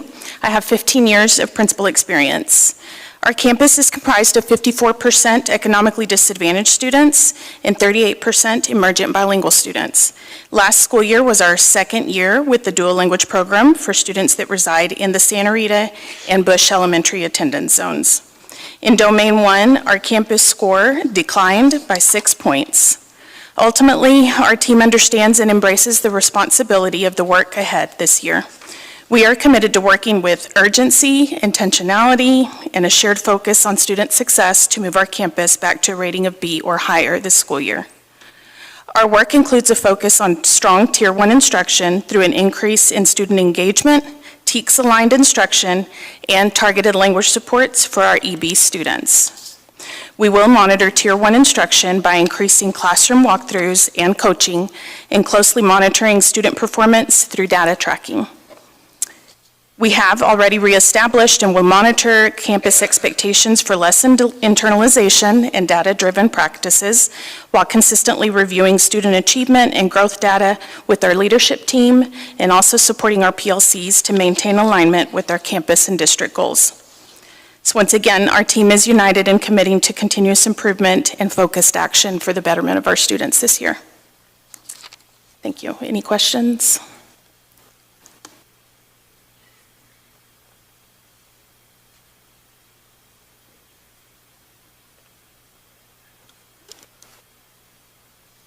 Good evening. I'm Kristen Godwin, and this is my second year as principal at Yarborough Elementary. When I look at our demographics, two populations immediately stand out. 25% of our students receive special education services, and 24% are emergent bilingual. These numbers have to influence the instructional decisions I make as a principal.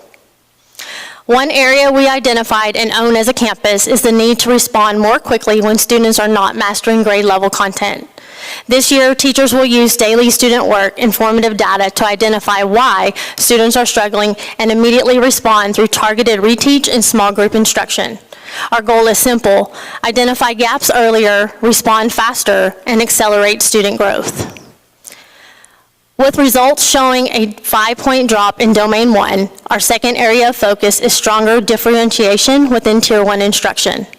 This is critical because approximately 1 out of every 5 Yarborough students receive special education services. With a population that large, differentiation cannot happen only after a student struggles or when they leave the general education classroom. It has to begin in Tier 1 instruction. We are building teacher capacity to differentiate how students access grade level content without lowering what we expect them to learn. The goal is not to make the work easier. The goal is to make grade level learning accessible. This adjustment will also support our emergent bilingual students, students with unfinished learning, and students who are ready for enrichment. Ultimately, as a staff, we own the data, and I, as the principal, own ensuring that what we do differently this year produces different outcomes.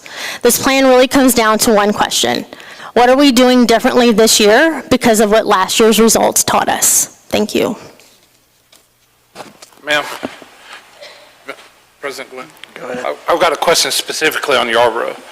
So and it would be to Dr. Howard too, when we've got special education population percentages as high as y'all do, I would like to see in the turnaround plan, or at some point, are we able to track the occupational therapists, speech pathologists, because in order to get that and have the consistency and fidelity and them having the benefit, I think it's important for the board to see the numbers tracked, because if they're missing one, because we all know that it's hard to staff it all correctly, but if they're missing one, when they come back around to make it up, we're already behind. So I think, is that making you track more data where more people are going to be angry and I only had one pecan tree, so it's gone. But it's, because we want it to be simple and helpful, but I think it's important for the the board, to see how important these resources are for these kids. And if we don't get that right and strategically attack it, it's just really difficult and detrimental to the progress. And I think that may be something that's, one good thing about the way we've restructured as Ms. Bueno is over our campuses, as well as teaching and learning, which includes special education. I think that's probably something that's appropriate for Ms. Russell to track and make sure that, these campuses you're hearing from tonight, making sure that they have the services they need and the support they need from not only the special education department, but also Ms. Melendez with bilingual ESL. And to build the trust, because that data is not supposed to be wet. We know where we're at. Like any reasonable, educated person that does not trip over their shoes realizes the challenges. But I do think that data is important to be able, for the board, to figure out ways to attack our state legislature, to be able to, we've got to be able to competitively and aggressively get these folks in, or we're in deep trouble. Am I out of line on that? We're good? Okay. Thank you very much.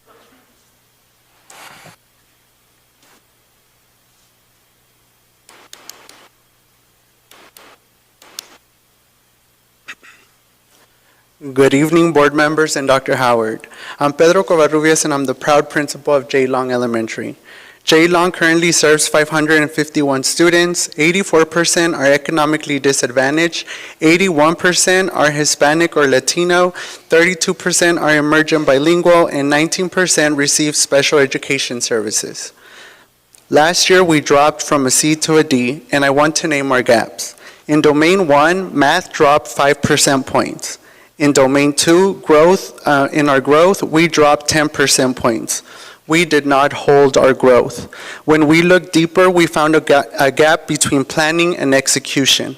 Our teachers are doing strong work in PLCs. They're internalizing lessons, looking at data, and planning together. But what we planned was not always translating into what students experienced in the classroom. We also know that fourth grade math and reading hurt our growth. We strategically staffed fourth grade and other affected areas, and I believe we now have the right people in the right places. Our drop in growth also impacted Domain 3. We did not hit the growth percentages in our subpopulations. So what are we doing differently? We're using our ARCs, we're walking classrooms with a laser focus and targeted intentionality, we're looking for trends across the campus, identifying exactly where the gaps are, and using that information to target our coaching and act quickly. And we're not waiting. Like today, day 6, I completed lesson internalization audits with my ADL, and we already identified misconceptions and trends. Tomorrow, we will clear those misconceptions in PLC. That is the urgency we're bringing to J. Long. Identify it, coach it, check it, fix it. We know where we missed, we know why we missed, and now we're making sure that what we plan in PLC becomes what our students experience in the classroom. This is how we move J. Long from a D to a B. Thank you.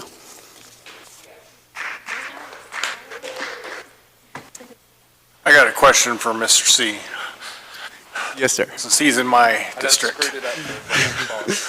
So, yeah, last year I thought we had a really good year, and this year I know we had some, the eco-dis challenges is a real one, 84%, and we had some new student populations.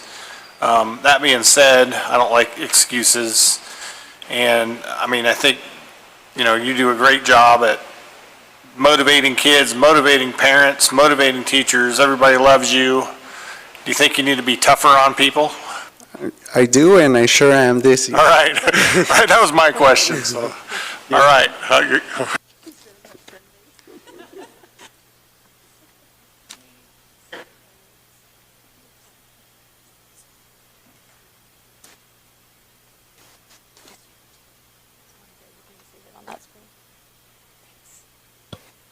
Good evening. I'm Nicole Gabriel, the Director of Schools for Third Future Schools, and I have the honor of supporting Sam Houston in South. South this year, the principal is Michael Garza. He was last year the principal at Sam Houston, which we're extremely proud that they got a B. So he is now assigned to South to make sure that we get the results that y'all expect from us. So what we're planning on doing is implementing our model. Just to give you a quick overview of our model is we provide our teachers with curriculum maps. Those curriculum maps are aligned to the state standards, and teachers are provided lessons. So they get PowerPoints, they get all the materials they need to teach that lesson. So for example, in a math class, a 90-minute math class, our teachers are expected the first 45 minutes to teach at grade level. Then they provide their students with a short quiz, which we call a demonstration of learning, and based on how they do on that assessment determines what differentiated work assignment they're going to get next. We prepare our teachers through summer training, monthly trainings, and then also daily coaching from the admin. We expect all of our admin to be in classrooms every single day, coaching in the moments, and those admin are required to do walkthroughs, which we call spots, that are entered into an air table.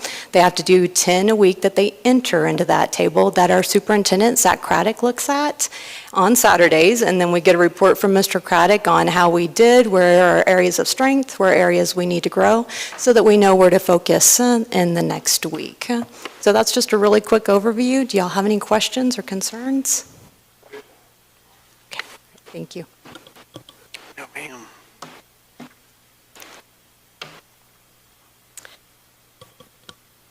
Good evening. I'm Dr. Maxine Gonzalez, Henderson principal. So this past school year, Henderson's accountability rating took a steep dive. I apologize for my voice tonight. It was important that I be here regardless to present to you. So Henderson's accountability rating did take a steep decline to an F rating. We are aware of the work that lies ahead and that we need to do. Our enrollment based on snapshot last school year in October did increase to 792 students. Of those 792 students, 71% were economically disadvantaged, 81% are Hispanic Latino, 27% of our population is considered emergent bilingual, with 17% of the overall student enrollment qualifying to receive special education services. Our smallest decline was in Domain 1, and that was still a steep decline of 11 points. Domain 2 was a similar decline. After showing 17-point growth the year before, we did struggle to maintain that level of growth in this school year. So what we plan to do and have already started to do is systematically and consistently conduct student work analysis. We've got it all scheduled out for the entire school year to ensure that we're addressing student misconceptions right away rather than waiting beyond that school day. So this was an area where we did have some missteps, and we are realigning that focus. Our teachers have will have consistent data talks with our students to ensure that they are tracking their own goals consistently, not sporadically. Equally important, we're strengthening our data tracking for our students. Having been our first year with our bilingual students, we do know what missteps we had there, and we're strengthening those tracking systems with the students that are emergent bilingual, as well as our dyslexia students, similar tracking. In alignment with what we learned from having our emergent bilingual students on our campus, we learned that they need more time in English language acquisition. We didn't allot enough time in the previous school year. That is increasing this school year. It is reflected on our master schedule, and there's not a teacher in my campus that has a misconception of the importance of English language acquisition time and skill dedication. Let's see. Let me make sure where I am. We are also focused on closing our reading gaps, primarily increasing phonics instruction, vocabulary, as well as comprehension strategies.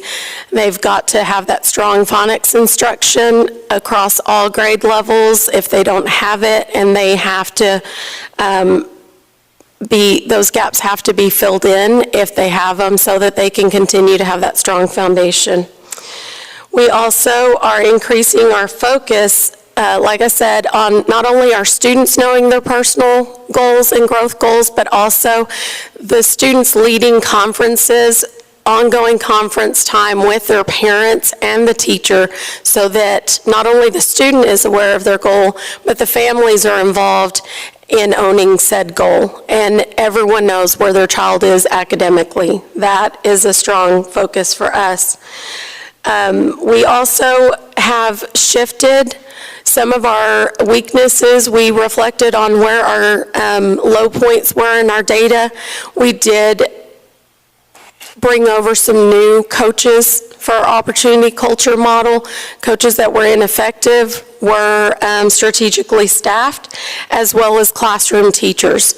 We're making sure that we are staffing every classroom with people that are equipped to do the work, and we just have to do what's best for our kids when it comes to staffing both instructional coaches and classroom teachers.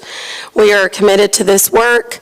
We know the work we did before. We know this past year we fell short and it was not enough. We had missteps. We've reflected, and we are excited about the work that lies ahead. And I don't know any of my team members that aren't committed to this work, and I'm ready to lead this full and wholeheartedly. Was it last year, remind me, was it last year that we moved? 2 years ago? Do we know what percentage of those, like where those kids were at the old campus versus the new campus, or is that a lot to track? It's talking about the change in boundaries. So we've increased our population almost every school year, 100 to 200 students. This past year it was our emergent bilingual students came back to us. I do know where they've been before they were with me. Well, I spoke to you like 2 years, whenever it was coming over, when we made the change. We had spoken because I wanted to make sure that you had the resources or what have you, that because we know that we've got needs over there. And do you feel, and this goes back to, this isn't supposed to be weaponized information. This is, I hope people are learning. This is like, we expect things to not work sometimes, and we'll redo them and try them again. But I think it goes back to tracking the data, especially with these kids. I'm willing to bet that there's a correlation between this and the student population that switched from Scarborough over there. You want to put money on it? You do want to put money on it? Well, just this last year, Go to the mic so it's audible. We don't condone gambling. We got money on the line now. We're talking. Mr. Hodges, whenever we did do the boundary changes, I actually pulled the data of the students that were now at Henderson, and they were not the kids that did not perform. Now, I haven't pulled it this year, but it was a year ago. What I will say about Dr. Gonzalez is a year ago, she was able to pull that campus out of school improvement, and I believe she can do it again this year. But I don't think it's really because of the population. Sometimes that does impact, but I really do believe she has the tools and now has the right team to be able to pull the campus out of school improvement and maintain the campus. But so based on percentages, right? So if she's got more emerging bilingual, she's got kids on 504, whatever it is, the sub-pops are, is there an increase in those sub-pops? That's good news that it wasn't Scarborough, and I owe you a steak or whatever it is. But we want to make sure that we're figuring out a way from a board perspective to give our superintendent not direction, but we are going to dedicate some resources. We're going to scrape through money, figure out something to be able to hire those people in order to do that. Do you think, am I wrong in my assumption that that is going to be a game changer in being able to provide those kids small group and one-on-one, or am I wrong? No, I mean, I already owe you one steak. I'm good for two. And her staffing was adjusted based on those changes. Her staffing has been adjusted based on the changes to programs. Okay, perfect. Thank you for making that short and sweet. Ms. Burleson? I have a couple of questions for Ms. McLean or Ms. Bueno. Yeah, I'll take a steak. I noticed that all of these campuses had between 25 and 35% emergent bilingual. Is that consistent across our district, or are there some schools that have more emergent bilingual than others? And is that a factor? I would assume it would be a factor when testing students because of vocabulary, the things that, I mean, if you put me in a Spanish class, I'd fail today on a STAR test for sure. Probably next year I'd fail too. But that's why I don't want to use it as an excuse, but I just want to know what happens when we have that many emergent bilinguals? Because we're talking about a third of a campus, and a quarter to a third of a campus. As a district, if I remember right, we're about 21% as a district. And you may remember that we changed our instructional model going into this year. So, and we were at Henderson I was at Henderson the other day in a bilingual classroom, and the instruction is in English, like it should be now. That's what I can speak to on that. And Ms. That was another question I had, I'm sorry. Are we still in self-contained classrooms in bilingual, or are they Ms. Bueno, it's dependent on the campus. Yeah. So you could see it different ways. So on some campuses, third grade could be self-contained, teaching both reading and math. And then in a fourth or fifth grade setting, they could be departmentalized, where they have a set amount of minutes where they rotate to different classes. So it could be math, reading, science, social studies. And to your point of, with our emergent bilingual classrooms, we truly believe that good instruction is good instruction.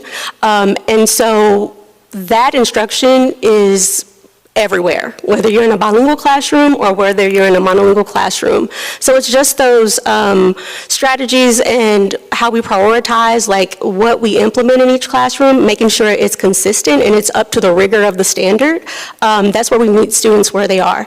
Now, of course, we understand that students do struggle with transferring those language proficiency skills into a new language, but as long as we are doing what we're supposed to be doing as within our instructional frameworks, we have seen tremendous growth from those emergent bilingual populations. And so you'll look at campuses such as Bonham, De Zavala, even Bunch, I would say, and you'll see that when we are implementing across the board, like these are the expectations, we can see that growth.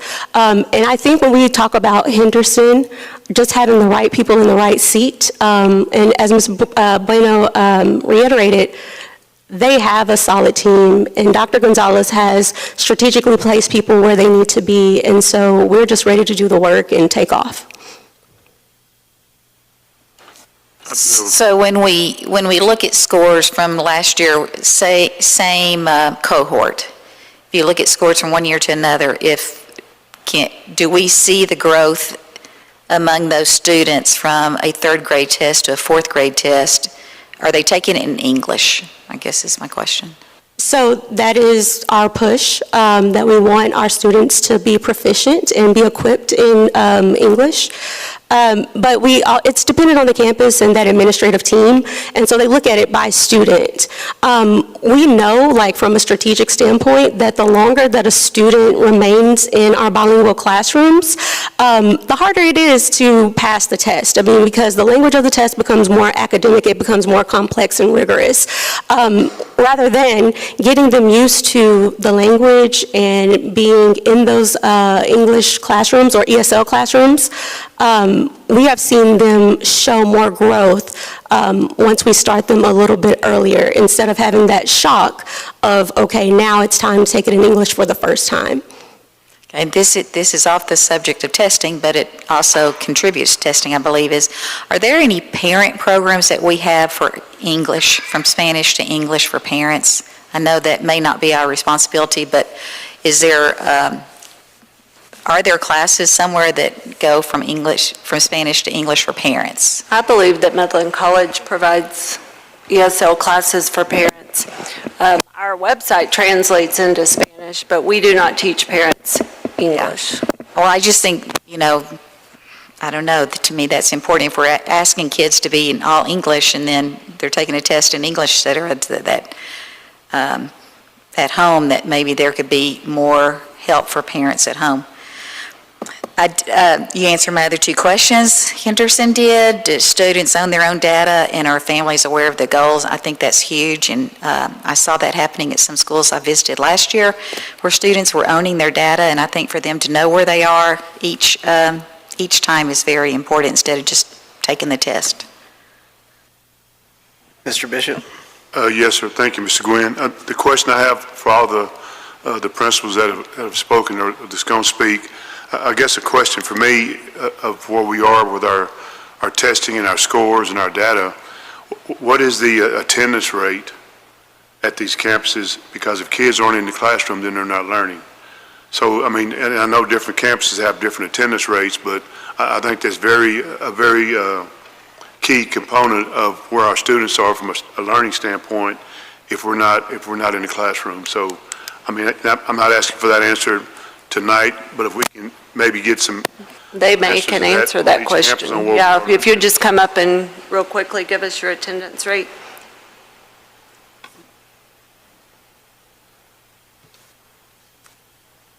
At Henderson, we hover consistently between 92 and 93%, but we put out our percentage and our goal every week in our newsletter for our parents.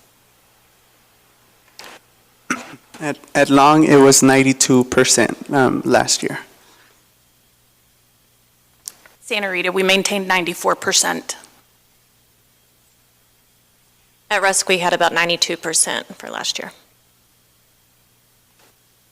At Parker, we're at 94%, and it has been communicated to parents that we're going for 95% this year. At Yarborough, it's 94%.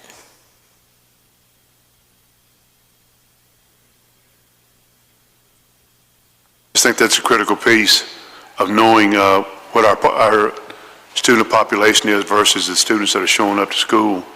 Again, I think it's important.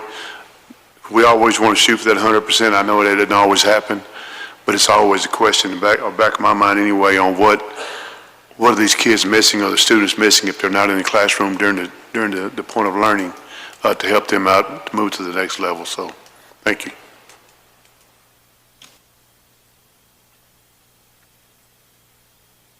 So at this time, we would request your approval of you're through, right? Yes, Dr. Howard, can I say that part? Sure. Okay. I was just waiting for you to. I didn't know if anybody else had questions. I didn't want to be rude. This concludes our presentation. The administration requests the approval of the 2026-2027 campus improvement plans. So moved. Second. It has been motioned and second to approve as presented. All those in favor, raise your hand. It's unanimous. Motion passes. Thank you all. Thank you, and thank you, principals. Y'all feel free to leave at this time if you would like to.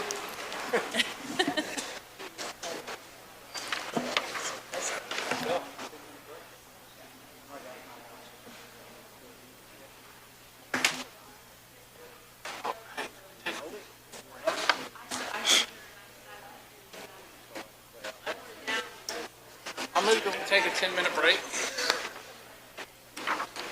Second. It has been motioned and second to take a 10-minute break. All those in favor, raise your hand. Motion unanimous. We'll take a 10-minute break.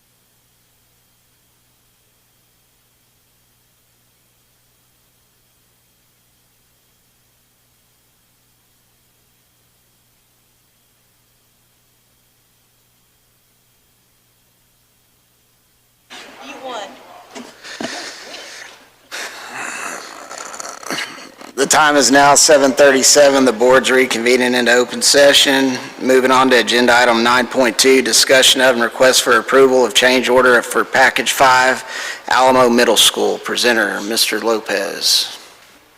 All right.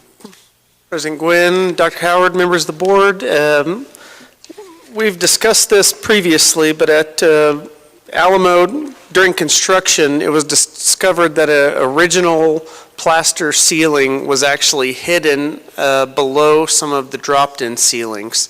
And whenever they went to plan for the installation of the fire suppression system, there was not enough room to install the fire suppression piping, and there was not enough room, or you're not allowed to hang the fire suppression piping from that plaster ceiling. And so as a result, a majority of the plaster soffit and associated hanging metal system throughout a majority of the classrooms must be removed in order to install the fire suppression system. The change order amount is $586,726.54. The project retains sufficient contingency to cover the cost without placing the overall project over budget. The original bond budget for Alamo has available contingency funds to cover this. The administration recommends that the Board of Trustees approve the change order for Package 5 Alamo Middle School in the amount of $586,726.54 to remove the existing plaster soffit. Yes, sir. Mr. Rogers? I just want, so RJ, I want this on the record, just correct me if I'm wrong.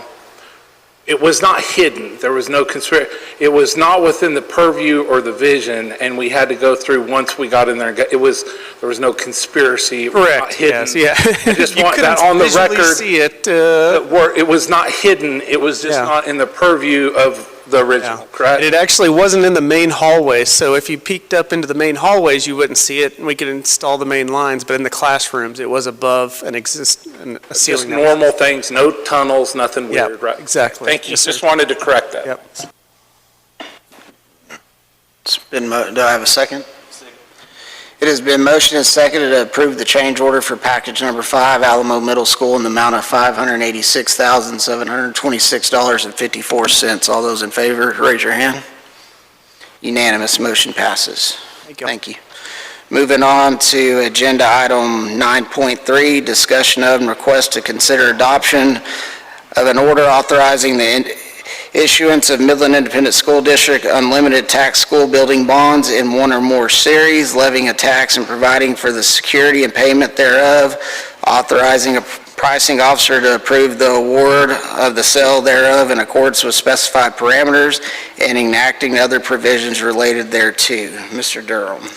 Good evening, President Gwynn, members of the board, and Superintendent Howard. Based on updated cash flow projections, the district needs funds sooner than originally anticipated for construction projects. With the recent refunding approved by the board in July, the district has the opportunity to price the refunding and new money sale of bonds on the same day, which is more efficient in terms of both time and transaction cost. Each transaction is governed by its own parameter order, the refunding order approved at the July 2026 meeting, and the new money order recommended for approval this evening. This results in one offering document with two different series names to indicate the different sales. At the February 2024 board meeting, the board approved a similar parameter bond order authorizing the first sale of bonds associated with the voter-approved 2023 bond for $900 million. In March 2024, the district had a successful sale, which when compared to the planning interest rates used for the 2023 bond, saved taxpayers approximately $310 million in interest. In regards to the parameter authorization, it states a not to exceed amount of $460 million, a maximum interest rate in line with state minimums, delegating the authority to the superintendent and the chief financial officer, and the order is valid for 1 year. It is going to be in line with IRS requirements regarding spin down of bond proceeds to make sure that you have 85% of all bond proceeds spent within the first 3 years after the sale. This is sized to provide approximately 28 to 32 months of projected expenditures, and the bond is backed by the Permanent School Fund Guarantee. We also have recently gone through two different rating agencies, Moody's and S&P. I received an email from S&P earlier today stating that they will be providing us a rating of AA. And then we are still waiting on Moody's to come out. They should have that done by Thursday, and then we'll make sure the board is informed prior to Moody's providing that press release. This is showing the finance planning. So this is going to be structured on a 30-year repayment schedule and structured to maintain current INS tax rate of 21.01 cents. In November of 2023, the voters approved a bond of $1.4 billion. We sold bonds in March of 2024 for $900 million, leaving a remaining balance of $514.4 million that the voters had approved but unspent. After this series is approved for $460 million, the district will still have a remaining balance of $55.4 million that voters have approved but has not gone out to the market and received through bonds. This is the historical tax rate. I wanted to show that even with the sale of this $460 million, along with our current debt obligations, we are still going to maintain the overall tax rate of the 84.15 cents, with both M&O staying flat after TEA released our maximum compression rate earlier this month, but more importantly on the INS side, remaining flat. Who did what earlier this month? TEA set the maximum compression rate. Texas Education Agency? Yes, sir. And we had to wait for them? That is correct. Okay. Is state law correct? That is correct. Thank you. This slide shows our overall debt savings. I just wanted to mention this. So since 2012, we've been able to save taxpayers approximately $157 million in interest by either refunding or defeasing. These numbers do not include the recent refunding parameter order that the Board of Trustees approved last month. Once that is finalized in September, we'll be able to update this slide to truly show the overall savings, including the most recent parameter refunding order. This is the MMD rates, August 2023 to the present. I wanted to show this just because of where we currently are with the economy. I wanted to show where the rates were in November whenever the voters approved where we were whenever we sold the bonds in March of 24 and where we currently are as of August 1st. So interest rates are higher than the last time that we sold bonds in 2024. However, overall, we are still anticipating to get the best interest rate at the end of the deal. And whenever we were going through the bond planning, we planned on 5.25 to 5.5, so it will still be under that amount. This is the updated timeline. So as I mentioned, we've already gone through rating agency calls over the past few weeks. We'll receive those by the end of this week. We'll go and do the pricing in September. Right after that, we'll come to the board and approve the 2026-27 tax rate to support the year, and then we will receive the funds in or about the middle part of October. And at this time, the administration recommends the Board of Trustees adopt the order authorizing the issuance of the Midland Independent School District's unlimited tax school building bonds in one or more series, levying a tax and providing for the security and payment thereof, authorizing a pricing officer to approve the award of the sale thereof in accordance with specified parameters, and enacting other provisions related thereto, which is before the board this evening. And I recommend that we, the Board of Trustees, approve as presented. So this leaves 55 million? That is correct. To be, and based on Mr. Lopez's, as of today, this could all change. There's a possibility we might not ever have to sell the remaining. If that is what the board chooses. There's still a lot of work to be done, so to be determined. But yes, sir. In perfect world. That is correct. Dr. Freeze? I got a question about the rates. So, you know, I wish we had a better rate. They've been going up the last few months. If we if we get bonds at this rate, can you sell and get a better rate somehow? You know what I'm saying? I apologize. Say that again. So if we buy these, or if we sell these bonds at this rate, is there any way to? Like refund. refinance it. We go and refund it. So typically, how much lower do you have to be to refinance your bonds?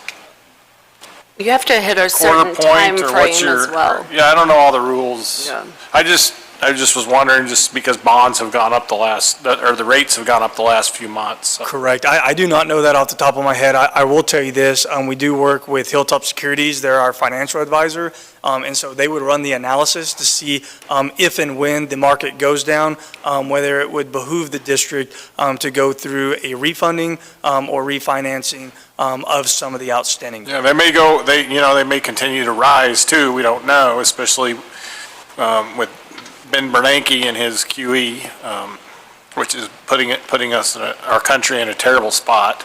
So, all right, thanks, sir. Do I have a motion?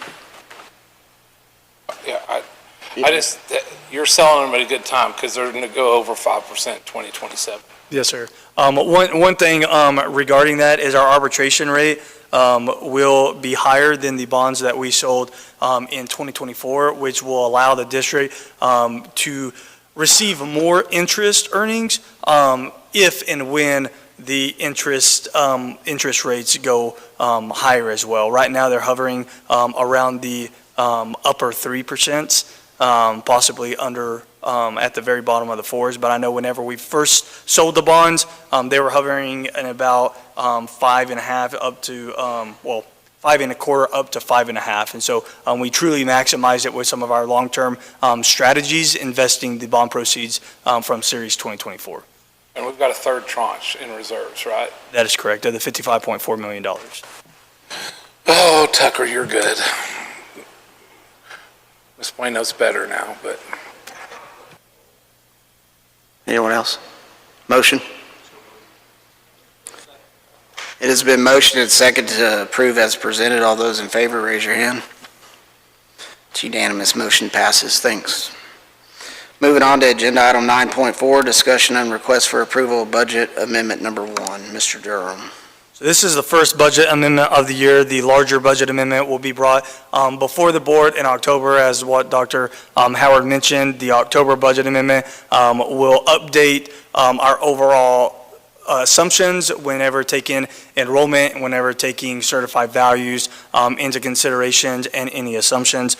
This budget amendment is specifically to address within the general fund cross-functional transfers. So this isn't increasing or decreasing the budget. It's just moving funds that were already budgeted over into different categories, and the budget for the general fund is still balanced. With CNS, we are requesting to approve to use approximately $2.3 million of their fund balance to cover allowable expenses outlined in the Texas Department of Agriculture approved spending plan. This is in order to ensure that we do not have more than 6 months of reserves within fund balance. This plan was actually put into place probably about a year or so ago. This was one of the reasoning why the CNS budget during the 25-26 school year had approximately a $6 million deficit. However, we weren't able to get everything addressed at that point in time, and so some of that rolled forward. We do have adequate funds. These are federal funds for the child nutrition, and at this time, the administration recommends the Board of Trustees approve Budget Amendment 1 as presented. It has been motioned and seconded to approve as presented. All those in favor, raise your hand. It's unanimous. Motion passes. Moving on to agenda item 9.5, discussion of and request for approval of RFP number 27-02, kitchen maintenance and repairs. Mr. Durham. In July, the district issued an RFP for kitchen maintenance and repairs. Proposals were opened on August the 6th, and the district received multiple proposals from qualified vendors capable of providing the needed kitchen maintenance and repair services. Some of these services include, but are not limited to preventative maintenance, equipment repair, as well as on-call services to extend the life of equipment, minimize breakdowns, improve overall equipment efficiencies, and reduce overall operational costs for all MISD campuses. One thing to note is the CNS funds and TDA are probably the most restrictive, especially whenever it comes to procurement. We go through an audit every so many years, and they look very, very closely at all of our procurement. And so this is making sure that we're in line with the statutes regarding spending the federal funds for CNS in order to ensure that we're maintaining our kitchens. So at this time, the administration recommends the Board of Trustees approve RFP 27-02 for kitchen maintenance and repairs as presented. It has been motioned and seconded to approve RFP number 27-02, kitchen maintenance and repairs. All those in favor, raise your hand. Unanimous, motion passes. Moving on to agenda item 9.6, discussion of and request for approval of Midland ISD corrective action plan. Good evening, President Nguyen, members of the board, and Dr. Howard. Tonight, I bring to you the discussion and request of approval for the agreed corrective action plan regarding TEA case SRDR 2026-02-03. This is in regards to findings that resulted out of 24-25 school year concerning student discipline practice and disciplinary data reported through PEIMS. The plan establishes the governing schools out-of-school suspension requirements, making sure that we have proper training, discipline incidents are documented accurately, maintaining consistent documentation as required by district policies and procedures, and ensure that we're doing continuous audit and discipline on discipline data to support accuracy and compliance across campuses. This plan also requires that all training materials and attendance documents are reported to TEA by November 6, 2026, and that will continue to be under review until September 30th, 2027. At this time, the administration recommends approval of the agreed corrective action plan regarding TEA case number SRDR 2026-02-03 as presented.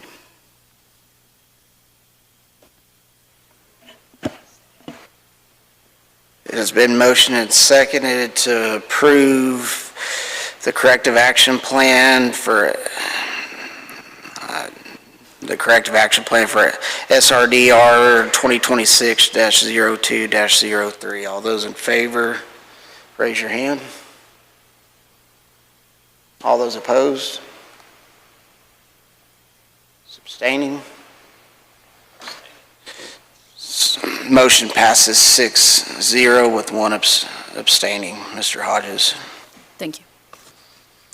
Moving on to agenda item 10, closed session in accordance with Government Code Section 551.001, Section 551.071 for the purpose of private consultation with board's attorney on any or all subjects regarding all matters authorized by law, to seek advice regarding JJEP status and litigation update concerning Texas Constitution Article 8, Section 1E, litigation and lawsuit filed by Ideas Schools.